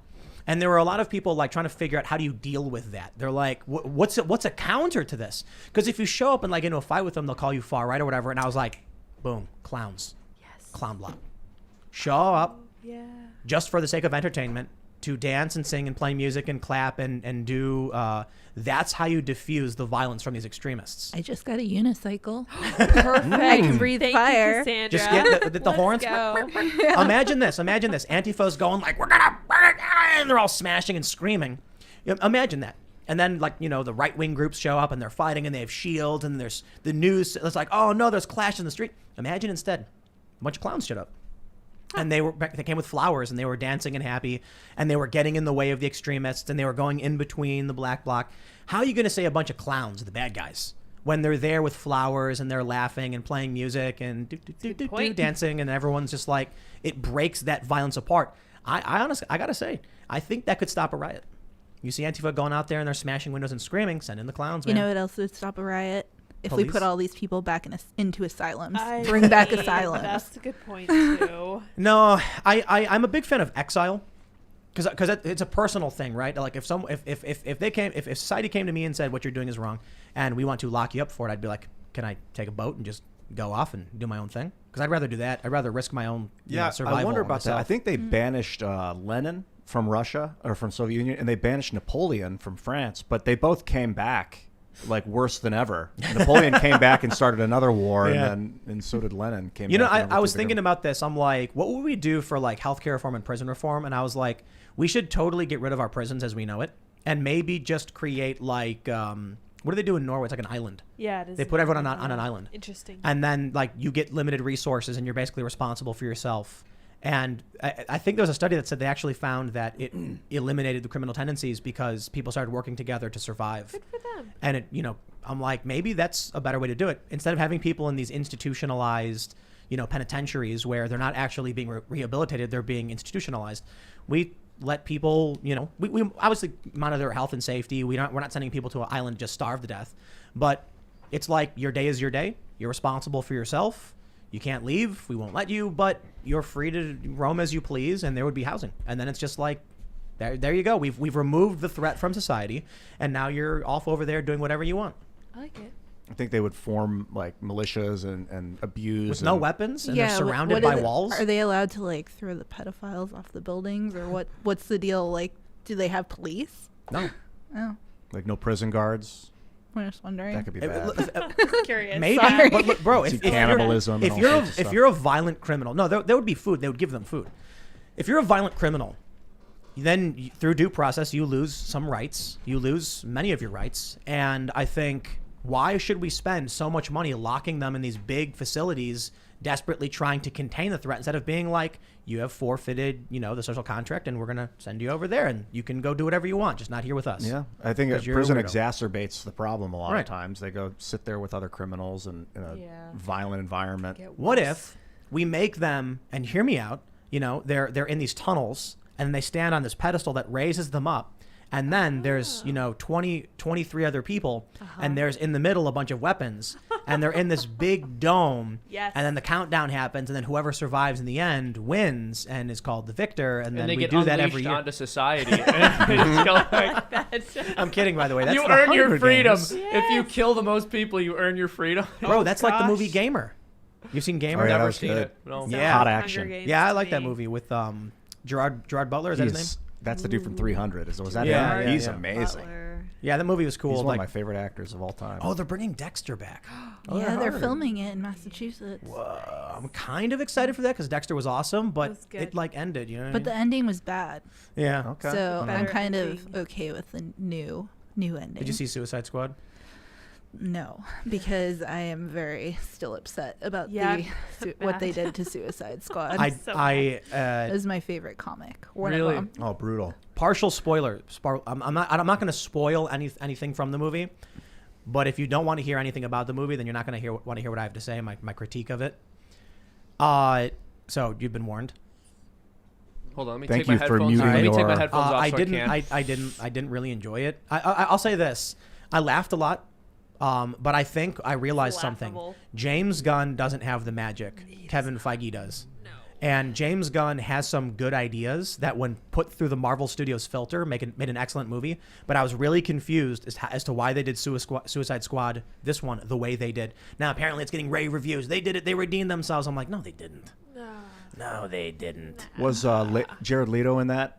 In the new one? Okay. He was apparently didn't take that one very seriously. I'm He should really, be really, banned kidding. from ever playing the Joker. Yeah. Ever. I'm really, really, really mad about something in Suicide Squad. As soon as this one thing happened, I almost turned it off. Why Wow. would you say this? Yeah. Is this new? The news? Yeah, it Fake just came out. nonsense. Came out like, what is it? Like, yeah, this morning, like midnight. Oh. Yeah. Wait, you saw it? You were watching it? Yeah, it's on HBO Max. Dude, it's funny because I like took my headphones off and put my fingers in my ears, but I was like, wait a minute, because I hate having things spoiled. But I was like, I'm never gonna watch this. Like, wait a second. My- I was like, the wheels on the bus go round and round, round and round. As Tim's going on about Suicide Squad. No. I don't I'm I never gonna watch I I'm never I gonna don't watch want it. to I don't want to say it's too soon to say spoilers. I can't even talk about spoilers. It's too soon. It literally just came out, so I'll have to But wait. you advise people to go see it? Yeah. It would. I definitely think you really have a fun time. Go to the movies, grab some popcorn, and sit back. The first one, I was amped for that movie. It was sold out, so I had bought like 3 different showings of it. I got an outfit for it because I like love Of course. Suicide Squad. Of course. I love anything involving the Joker, and so I was amped. And then I went and saw it, and I was just like, me and like 5 other people that were random people that were in the theater were screaming at it, like, and I hate that guy. I hate the person who sorry. screams at the movie theater, but we were like throwing our popcorn, Sometimes yelling. it's that bad. It was that It bad. was Who's your favorite It was Joker? pretty bad. Joaquin Phoenix. Really? But I'm You mad liked at him him more 'cause than he works Ledger? for PETA. Ooh. Oh, So you liked him more than Heath Ledger? Yeah. Wow. yeah, lot. no, definitely. What And about I didn't think that it was really possible. Dude, when I I watched definitely enjoyed it, but it's tough for me. I don't when know. I watched Joker, that last scene where he's sitting there and he's talking to what's his Murray. and he Murray. goes, "I'm the Joker, baby." I'm like on the edge of my seat and I'm shaking, like watching it, like my heart was racing. I was like, this is amazing, and It was well done. It was for a super villain, and it was not your typical super villain. I was just like, the ending blew me out of my seat. My dude. I problem went and with saw it- it twice in a row. Joker? The opening night. The yeah. first Wow. one, yeah. My problem with it was that there was no Batman. There was no villain Well, in that movie. it was called Joker, not Batman, No, bro. there- Like Batman It's would have been about- the villain. Does it need Well, to be, but dude. actually, Batman is in it. I mean, Bruce Well, is there in is it. a villain. There's Murray. There's Murray. Bruce Wayne. Yeah. Never got to see it. I don't know. I'd like to see No, Joaquin I like play it. the Joker I mean, the- in Yes. a Batman movie. Well, they're doing That would be cool. I agree. in the Flash. Michael Keaton's coming back, I guess. Yeah, Michael Keaton's going to be playing Batman in the Flash movie, which is awesome. Michael Keaton, by the way, also I think the best Marvel villain, to be completely honest. Adrian Toomes. Did you guys see? Yeah, he was good. Homecoming. No. It was one of the best villains I've seen in any of the Marvel movies. He's so realistic. A working class guy doing cleanup on a contract. He already bought the gear, and then the government comes in and says, you're out. And he's like, come on, guys. Like, we already bought the equipment. Like, we got to pay this off. I got people to feed. And they're like, so what? And so he gets screwed over by the government, and he becomes this, like, I'm going to take whatever I have to take kind of villain. It was good. It was good. Yeah, Anyway, The new Joker is based off Bernie Getz. Did you guys Yeah, know I that? didn't know that. Who is Yeah. that? I didn't know that Who is until that? recently. Yeah. He was Crazy. it was a really big case that the NRA had got involved with. Yeah. He shot, I don't remember if he killed them, but he shot some people on the subway and was basically like, I'm sick of crime. I took it into my own yeah. hands. He was Yeah. the subway vigilante guy. Yeah.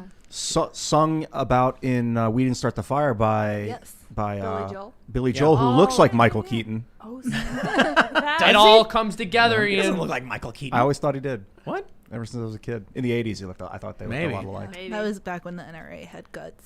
Anyway, John Cena. Yeah, right. Yeah, John Cena in Suicide Squad, I thought was pretty good. Oh. I thought it was great. He's funny. He's good. He's good. John Cena's great. Yeah, that was rad. And Idris Elba, pretty good. But I almost turned it off. Margot Robbie Right away. again? Yes. I mean, she's like the face of the movie, basically. I almost couldn't watch it. I was angry. Damn. I was like, I can't believe they would do Angry this. Tim. But They're making a new Alien. They're just abusing these titles now. It's true. Yeah. man. Well, how about we go to Super Chats? Yes. Let's Super do Chats. If you haven't already, give us a Super Chat. Smash that like button. Subscribe to the channel. Go to timcast.com. Become a member. We've got some new shows in the works, hopefully soon. So the mystery show. I got so much to tell you, Cassandra. Oh, nice. Yeah, we got a ton of stuff being done. We've got tons of people working on it. We've had a bunch of really great stories. And for those that are listening, it is coming. The branding is we're working on the artwork, and I think you'll get a kick out of the vibes we're going for. So anyway, let's read some of these Super Chats. Matthew Hammond says, Cassandra is the best and needs her own Timcast.com show. Please make this happen, Tim. Her typed words are not enough. I hate being on camera, and I only agreed to this because Tim said that I could bully PETA. And that she could I'm bully just me. kidding. I didn't say it like that. I was like, Cassandra, would you like to come on the show Friday? And she goes, can I talk about PETA? And I was like, of course. All right. Did we finish talking about PETA? Was there more you were going to tell us? I could talk about them all night. Yeah, I you were won't, really but good. I'm surprised you don't like being on camera. You did great. Come on, man. Their lawyer, Jared Seriously. Goodman, he's my mortal enemy now. Oh so boy. Okay. I gotta read this one. Jurassic Josh says, Alex Jones, quote, human-animal hybrids are real. Mainstream media. While hiding the rat with a baby's scalp. Nah, bruh, you crazy? Yeah. They actually call them chimeras. Well, aren't they growing human organs in pigs?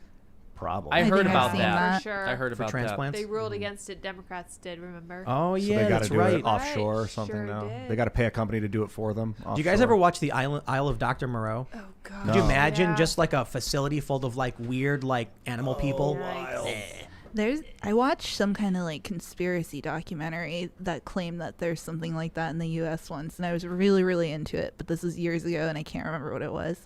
But it was interesting just in the weird you watch it thinking this probably isn't true, Sure, but it's this can't interesting to happen. watch. Right. Yeah, they were claiming that there were goat people and stuff. Now I'm like, well, maybe. Yeah. All right, let's see. Jesse Meek says, love your show. Can't catch it live often. Shout out to your entire crew. You all never fail to impress, especially you, Lydia. Sorry I can't help your Twitter ratings. I do not social media. Shout out to Liberty Doll also, please. I understand. Don't do social media. Najma says, in California, if a woman is murdered while she's pregnant, it's considered a double homicide Right. no matter how That's far along right. she is. Wow. Is that true in Right. California? Yeah. That is correct. Wow. I will look this up, but yeah. I remember hearing that because I was listening to something from Rand Paul, and he said, he was an OBGYN, life begins at conception. And then someone argued with it saying it's not true. And they were like, in California, it's a double homicide. How can they justify that being true, but then argue the inverse when it comes to abortion? It's like, you can't have it both ways, Great question. That would have been a good point to ask Vosh when he was here, because he said he was asked when does he think life begins, and he says, I don't know, birth maybe. Birth. It's like, okay, well then do you think California should repeal its law about double homicide? If that's the Great case. Question. Yeah. Look it up. Drummerette says, I was born at 23 weeks. Knowing they're doing abortions after that time frame is sickening to me. Wow. Wow. That they're doing them at all. Good for you. You made it. Some of these I can't read, but I love the righteous indignation. Good. I Yeah. I'm appreciate glad that. people are fired up about this. Yeah. That's right. And you know what? If you're fired up about this, please don't limit it to a super chat. Yes.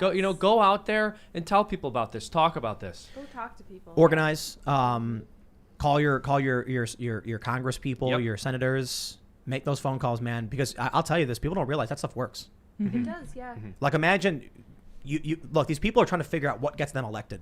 Yep. And if someone's fired They're up, cowards. it's like, what was it? Was it Family Guy where they're like, we received 7 phone calls complaining about last night. That Yes, means that's 7 Family billion Guy. people are upset. I love Family Well, Guy. But that's how they work. Like if a congressperson gets like 50 phone calls, they're going to be like, this is lighting people up. This is crazy. Yeah, exactly. And so Congress people are, in some sense, easy to control for the same reason that the American people are easy to control. no one cultivates virtue. They take the path of least resistance. Whatever they have to do to preserve their status quo is something they're going to be willing to do. So if they feel that their political career is contingent upon them opposing the dismemberment of unborn children and humans being used for scientific research, then they might just be against it. So please write your letters. Unless you're addicted to losing, do something about this. I would There you like go. to issue a legitimate apology to people who are upset by hearing everything we talk about, but just I hope you understand that we need to talk about it. Yeah. Archangel 762 says, "Thanks, Tim.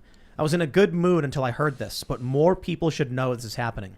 So was I. That's the reality.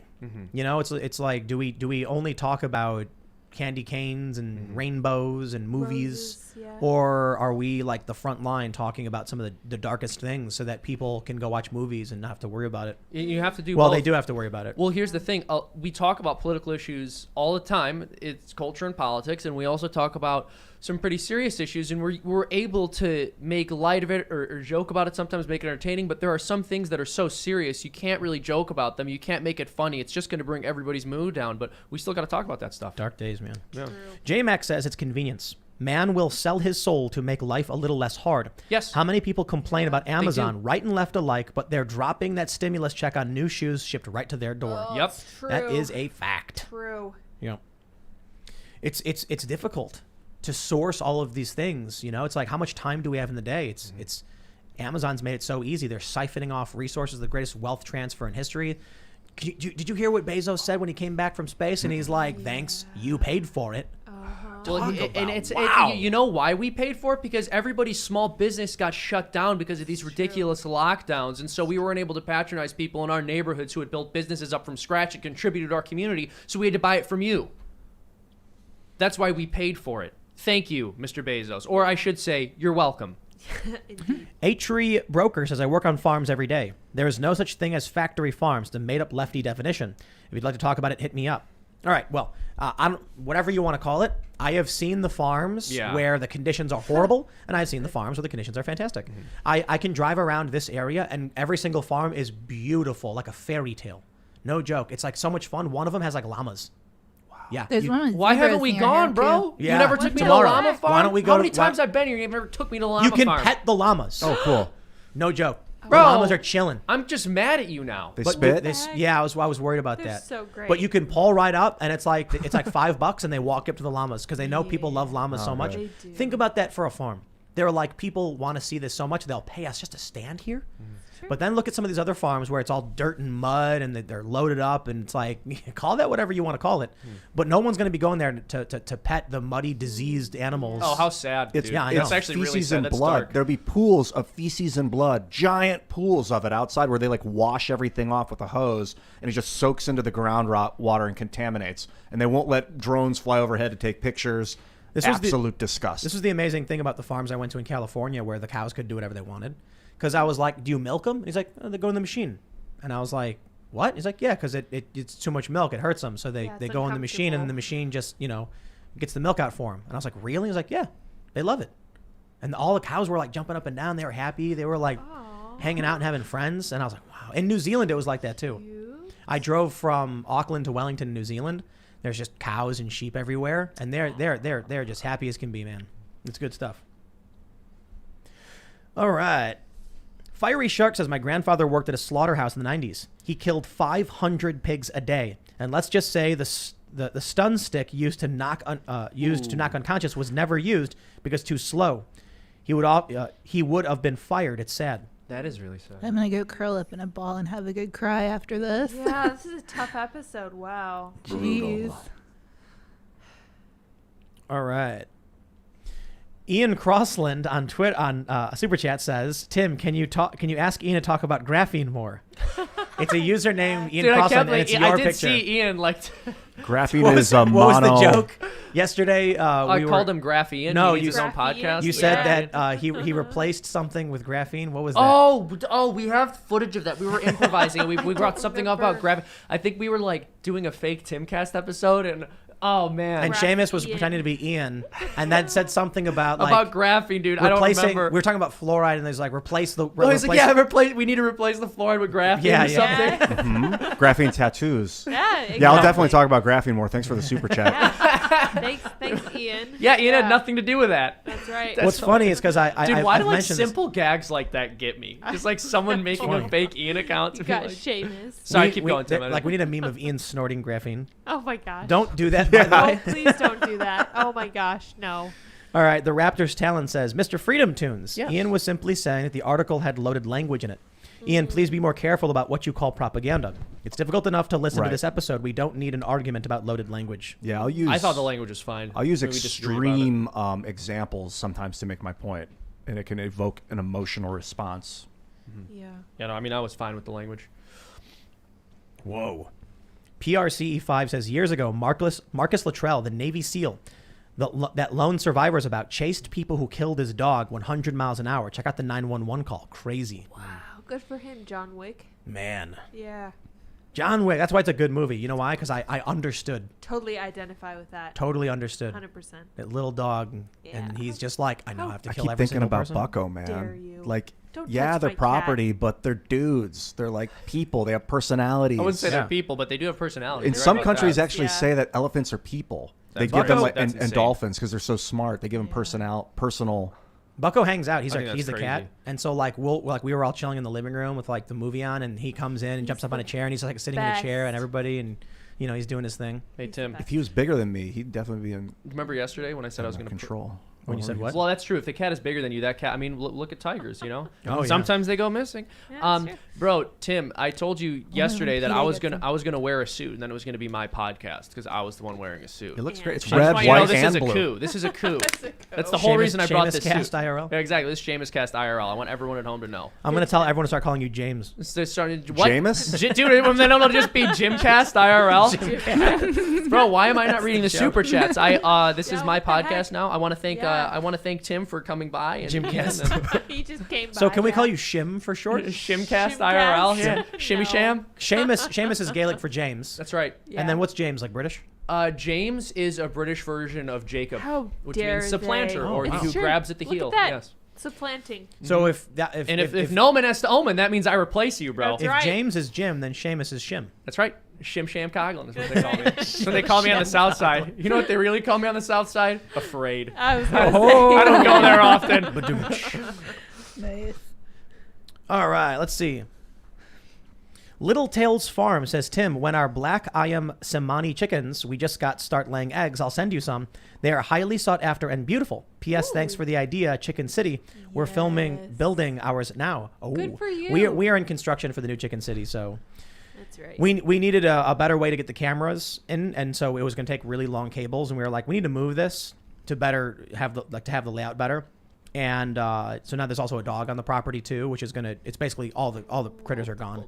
And we are also incubating some of the babies. If you want to send eggs, what about some fertilized ones that we can put in the incubator and then make more chickens? Yeah, we're growing them. That's right. Got the incubator going, and Tim showed me he has a flashlight, special like egg flashlight. You put the egg on the Candle, flashlight, and yeah. you can see like the blood vessels inside the yeah, egg. you can see the Very chicken cool. actually doing chicken stuff. Oh wow! Yeah. Inside the egg. It's so cool. Yep. All right, let's see what we got.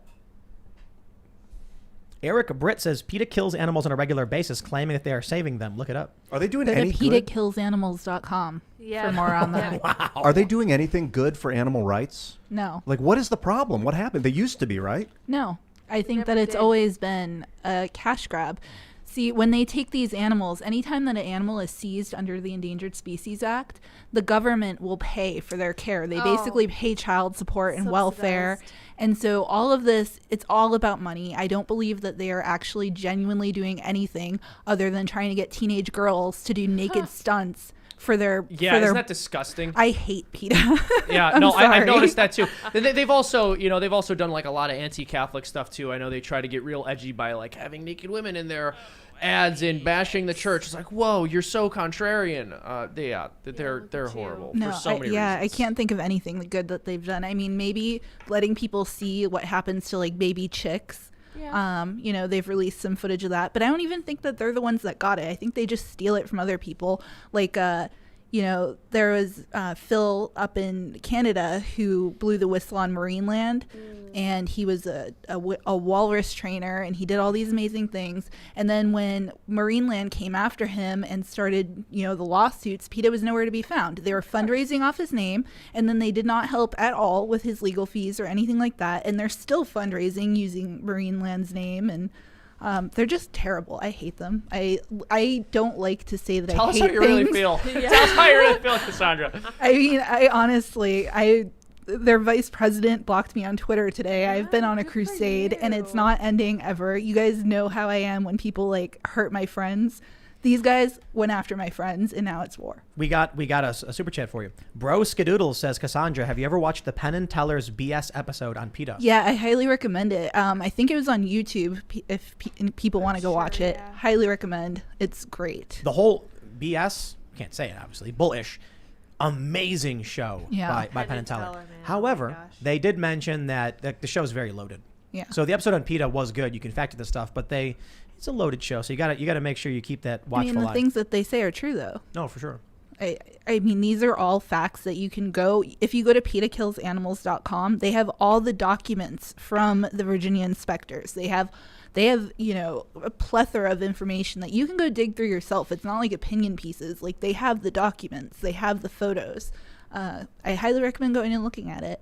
I really think you'd be great if you did a podcast. I know you said you don't like being on camera, and I don't want to pressure you. I'm just telling you, I think you'd do great. No, I ramble. I've been rambling this You've whole been show. great. I Well, get so but- nervous. 'Cause she is gonna contribute to our new mysteries podcast. That's right. Oh, cool. Of course. Yes. Yeah. So I we're gonna love have it. a lot of stuff. It's gonna be fun. We're actually planning on hiring an additional writer.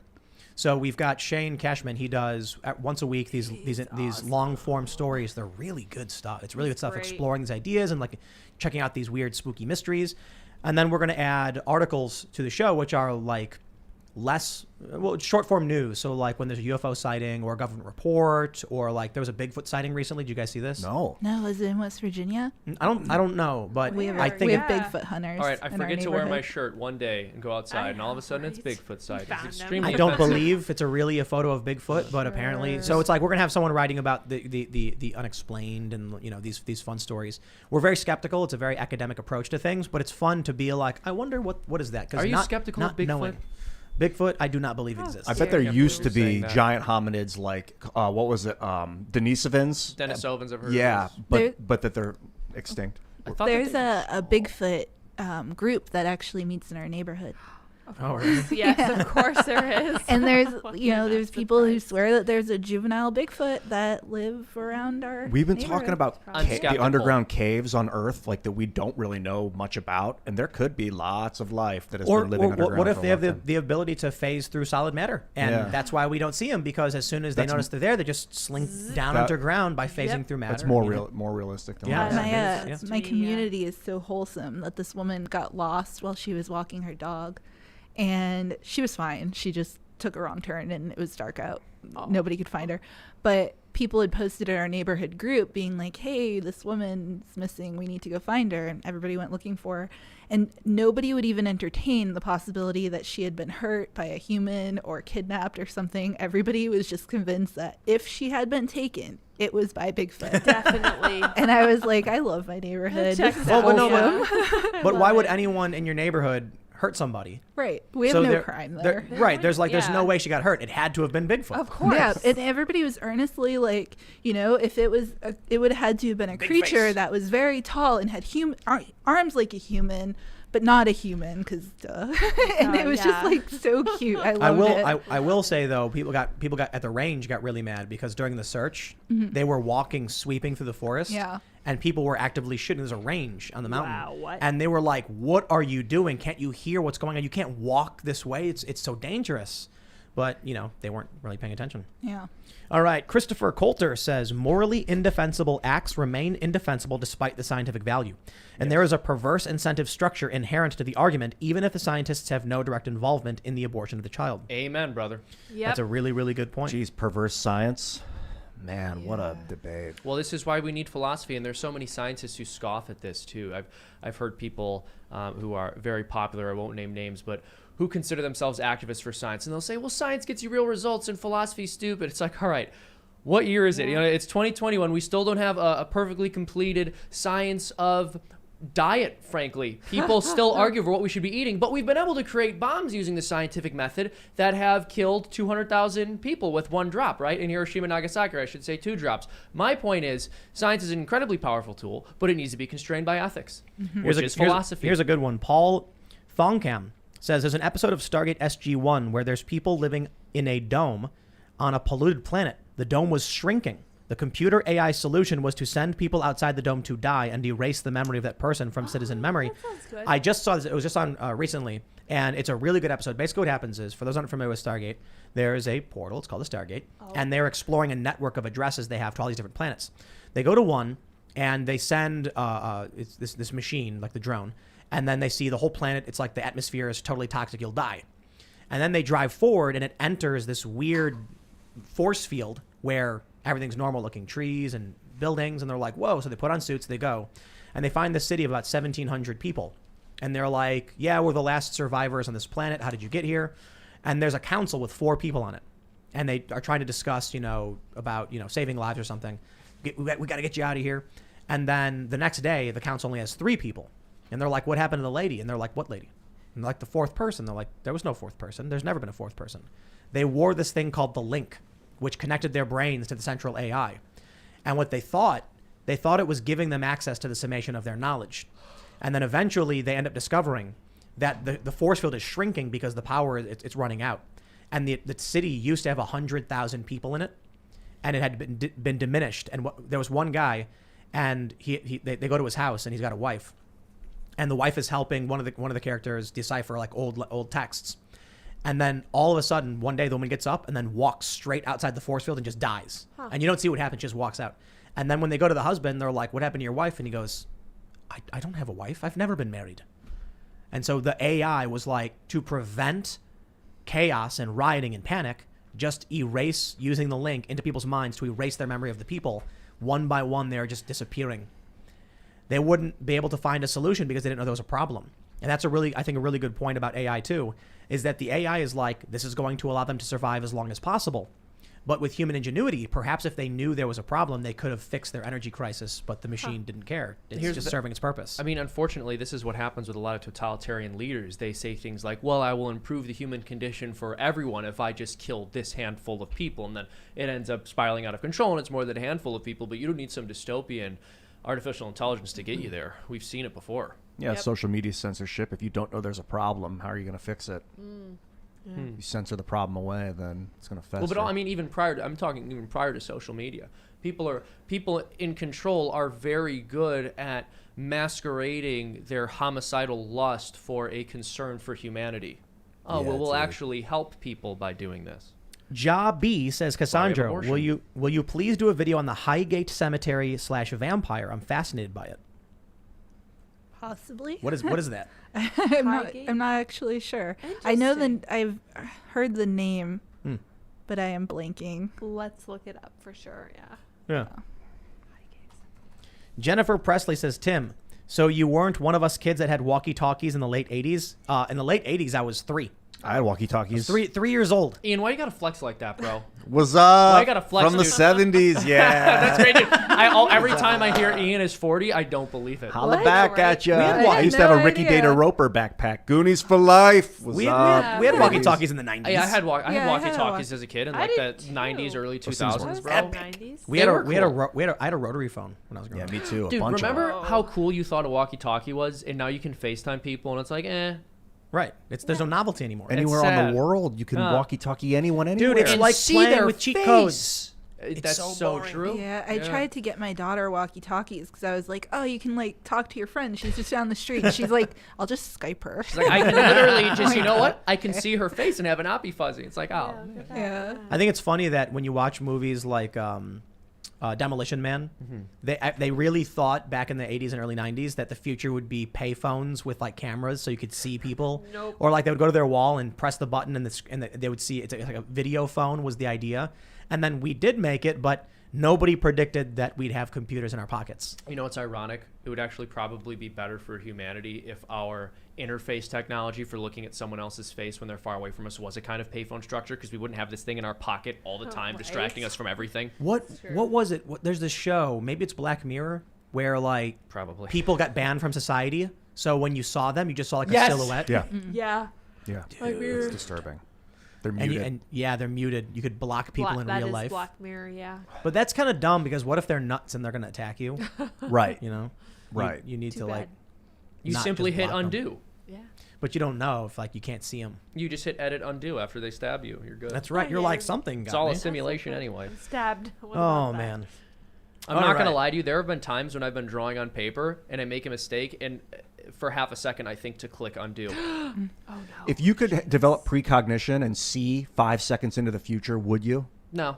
Really? Yeah. No. What about you, Cassandra? I don't think so. Wait, what was that? If you could develop precognition and have the ability to see 5 seconds into the future, would you? Yes. I would Why? too. No. Because you'd be able to predict. Have you ever seen the movie Next? No. No. There's this really, so it's Nicolas What Cage. is it? Oh, I have seen this. I think it's a great movie. I think Yeah. it's fun. He can see a certain amount of time into the future, so he's able to make these moves like perfectly.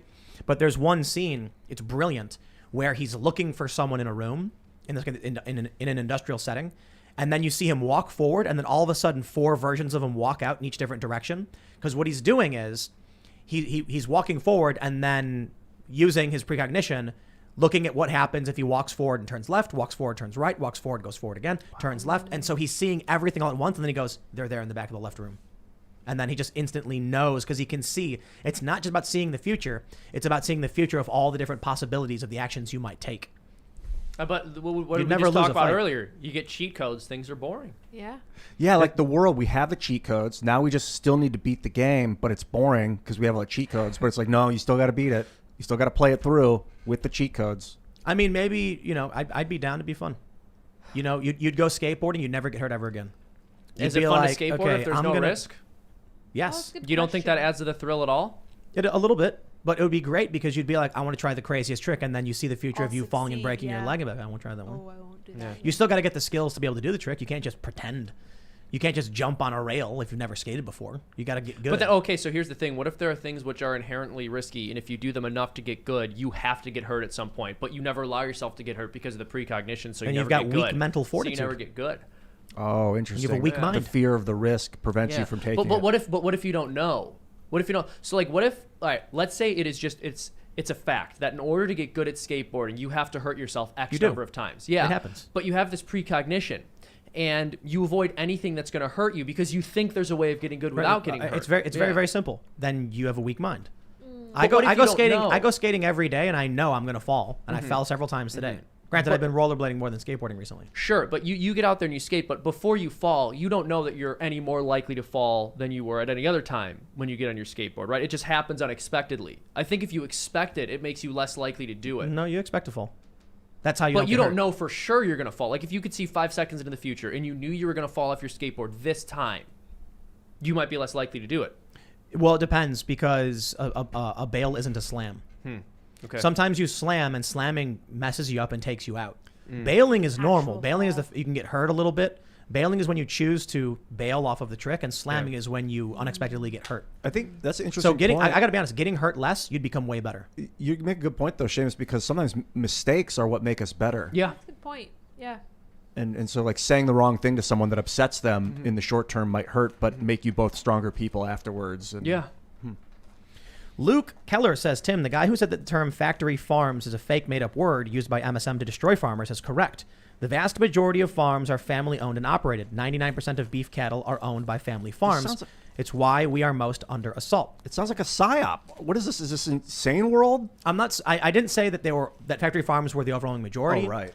I didn't say that most farms are factory farms. I said there are farms that are mistreating animals. Right. It happens. I don't know. But all the farms out here, they're so beautiful. So It's so much fun when you go. Like I went to one farm and they had this big pen and they had like 100 chickens, and it was hilarious. Just watching them all do. There was a young rooster. It was tiny, and he was like smack talking and like strutting around, and I'm like, look at this pathetic little thing. It's hilarious. And then you walk over and the goats are jumping off stuff, and it's hilarious. Dude, you have a rooster that talks some smack on the compound. He does. Yes, we didn't know he had a rooster He's too. We thought he was a chick. He's just constantly screaming. He all doesn't- the time. He goes. He doesn't have the All the spikes time. on his feet. It's really interesting. So the farmer thought it was a hen, a baby, a female. And so we weren't expecting it a rooster. And then all of a sudden started becoming a rooster and going, "Arr!" And we were like, what was that? Tim, I think we Magic. should just eat it. But there's no foot spikes, like the roosters have I'll still like eat the, it. That's fine with me.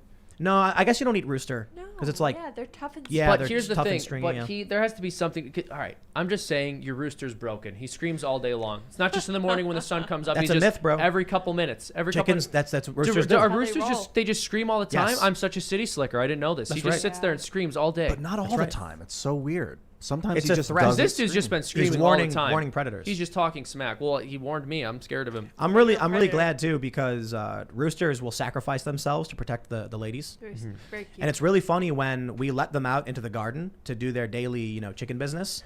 He won't eat. He'll just like stand there watching as all the ladies are eating and enjoying themselves. I like him now. Imagine that. Imagine a world where the women are safe and comfortable and they're all, happily going around eating all their zucchinis because there is a big, strong rooster who's like, I will forego eating for now to make sure you can all eat safely. I love him. Would that impose any sort of role on the women? Because then that's not okay. Chicken patriarchy. Exactly. I love it. You can get right up in his face and he'll still scream at you. But Yeah, it's real for weird. sure. Like his eyes are still, he'll be looking at you and he's I love it. I love that. In Like order a to know foot this- away. So we know Ian has gotten in the rooster's face. I right? I have know pictures- that you've gotten like close Yeah, to I Lake got. Gabriel. I was like eye contact, yeah. And then he got pecked, and he's like, "I wish I had." There was a cage between us. I love him, but he's moving. We're moving the roosters outside of my room. Oh, gosh, So good I luck. may want to murder that thing at some point. I don't know. You will. Yeah, no, you're certainly going to want to murder 'Cause he's him at some loud point. at He 4 is. a.m. sometimes. Yes. 5 Maybe you a.m., should need even to with the stop lights waking off. up at 7 p.m. I do keep weird hours. That's also true. Yeah. Yeah, the weird Yes, hours yeah. thing. We've had like guests who are really excited. Like, I really want to meet Ian. I'm so excited. He's sleeping. Too bad. And they're like, but I got to leave at like 6. Like, Sorry. Ian's asleep. Oh, Sorry to that's tell you. sad. Yeah, I'll have to meet him next time. Ladies and gentlemen, it's been a fabulous Friday night. Thanks for hanging out. Thanks It's for been a watching whole lot of Timcast. fun. You can follow the show at Timcast IRL basically everywhere. And you can follow me personally at Timcast. Go to timcast.com. Become a member. Help support our fierce and independent journalism from people like Cassandra. Do Amen. Thank you. you want to shout anything out? It is not enough to not support PETA. We must be actively anti-PETA. Yes. I love it. I love it. There you go. You rock. Thanks for coming, everyone. Ian Crossland. Peace and love. I love what you just said. I'm absolutely going to steal it. Let's just pretend it was original when I say it. Shim Sham Coughlin. It's Shim Sham Coughlin. This has been Shimcast IRL. I want everybody to know it's not enough to oppose abortion. We have to be actively That's right. anti-abortion. And thank you for watching. I know we got into some dark topics, but it was well worth it. God bless all of you. Please pray the rosary for an end to abortion and do everything that you can. Talk to people about this. If you know someone considering an abortion, be brave. Tell them, that this is an unborn child. Give them the information that they need in order to choose life. I think offer them support. Yes. Like be Say compassionate. yes, I will help you if you have this child. Yeah. Please, you should, because that is a child, and what you're going to do is end their life. Yeah. Yeah. My mother used to work in like an anti-abortion support clinic where these people would go if they were thinking about having an abortion. My mom was like, please don't have an abortion. We have these clothes, we have diapers, we have everything you need. And I thought that was wonderful because that was one of the greatest things she did. I'm on the side of Seamus here. I don't think that anybody should have an abortion ever. So if you know somebody who's considering having an abortion, please direct them to what's it called, Seamus? What's it called? Crisis Pregnancy Center. Crisis Pregnancy Center. It's Thank important you. to know that many women who have had abortions say that it's because they didn't feel they had any other option. They had no other support. Yes. You have to be that support for them. That's right. Send them to a crisis pregnancy center. They will help them. I will They add. definitely will. I can't stand the meme from the left where they say like conservatives don't are pro-life until the baby's born, no. and I'm like, I don't think they follow any conservatives because like I follow a bunch of conservatives and they're always posting about orphanages and like taking care of kids and adopting and providing support and donating, and I'm like, I don't think that's true. I think you just want to believe it's true because it kind of absolves you of some responsibility to blame someone else. Yeah, exactly. 100%. It's projection. It's projection, right? Because they tend not to care all that much for the groups that they advocate for. I mean, they imagine if the same standards were applied to them. They'll say things like, "Oh, you're pro-life. How can you be pro-life if you haven't adopted any children?" All right, well, like how many refugees have you paid to house as yourself? None of them do. I actually know many pro-life people who have adopted children. I don't really know left-wing people who have put money on the table to help the marginalized groups that they claim to advocate for. I know so many conservative people who are very pro-life and have adopted children. Like, there's Gina Loudon. There's all kinds of people who are doing that. That's true. So You gotta get out of that propaganda bubble, man, because you're allowed to have whatever politics you want, so long as you can recognize like objective reality. Then we all kind of disagree on a lot of things, but at least we can have real conversations about things that we. As for this show, nightmarish. But I'll leave it there. Did you shout out your Twitter yet? I didn't. You guys are more than welcome to follow me at Sour Patch Lids, LYDS, on Twitter. I routinely tweet extremely pro-life things. That is my hill to die on. So that's why, like, tonight's show is definitely why that happened. So yeah, follow me there. Yeah, myself as well, at Seamus_Coughlin. I tweet a lot of pro-life stuff. FreedomToons is my YouTube channel. And if you want to check that out. We did another Fauci video. Tim and Oh I my did another gosh, so Fauci good. cartoon. Tim voiced Fauci. It was beautiful. I thought the cartoon came out very well, so check that out. Glorious. And thank you for tuning in to Timcast IRL. That's right. Thank you guys for being my guest. Tim, I always appreciate when you come on. Thanks. Lydia, you too. Thanks, Seamus. Thanks for Ian, having me, Cassandra, Seamus. I really, This has of been really course. fun. Thanks for Anytime. having me. Anytime, of course, guys. Go to Good timcast.com, become a show. member, and we'll see you all. I don't think we're going to have the vlog up tomorrow because we're shuffling around. We hired more people because we're trying to make the vlog daily, but maybe Sunday. So youtube.com/castcastle. If you've been missing these episodes, you are really missing out because Kent has been doing animations. Oh my gosh. There was this one amazing one where Ian's like, I'm on the roof and I decided to let down my magnetic force field and then this wolf hominid comes. Dude, it was and he crazy. wants to eat me. And then Ian goes, I was high. I was stoned as a motherfucker up on the All roof. right, all right, all right. Yo, Check out the check it vlogs, out. man. We'll see you all next time. Bye, guys.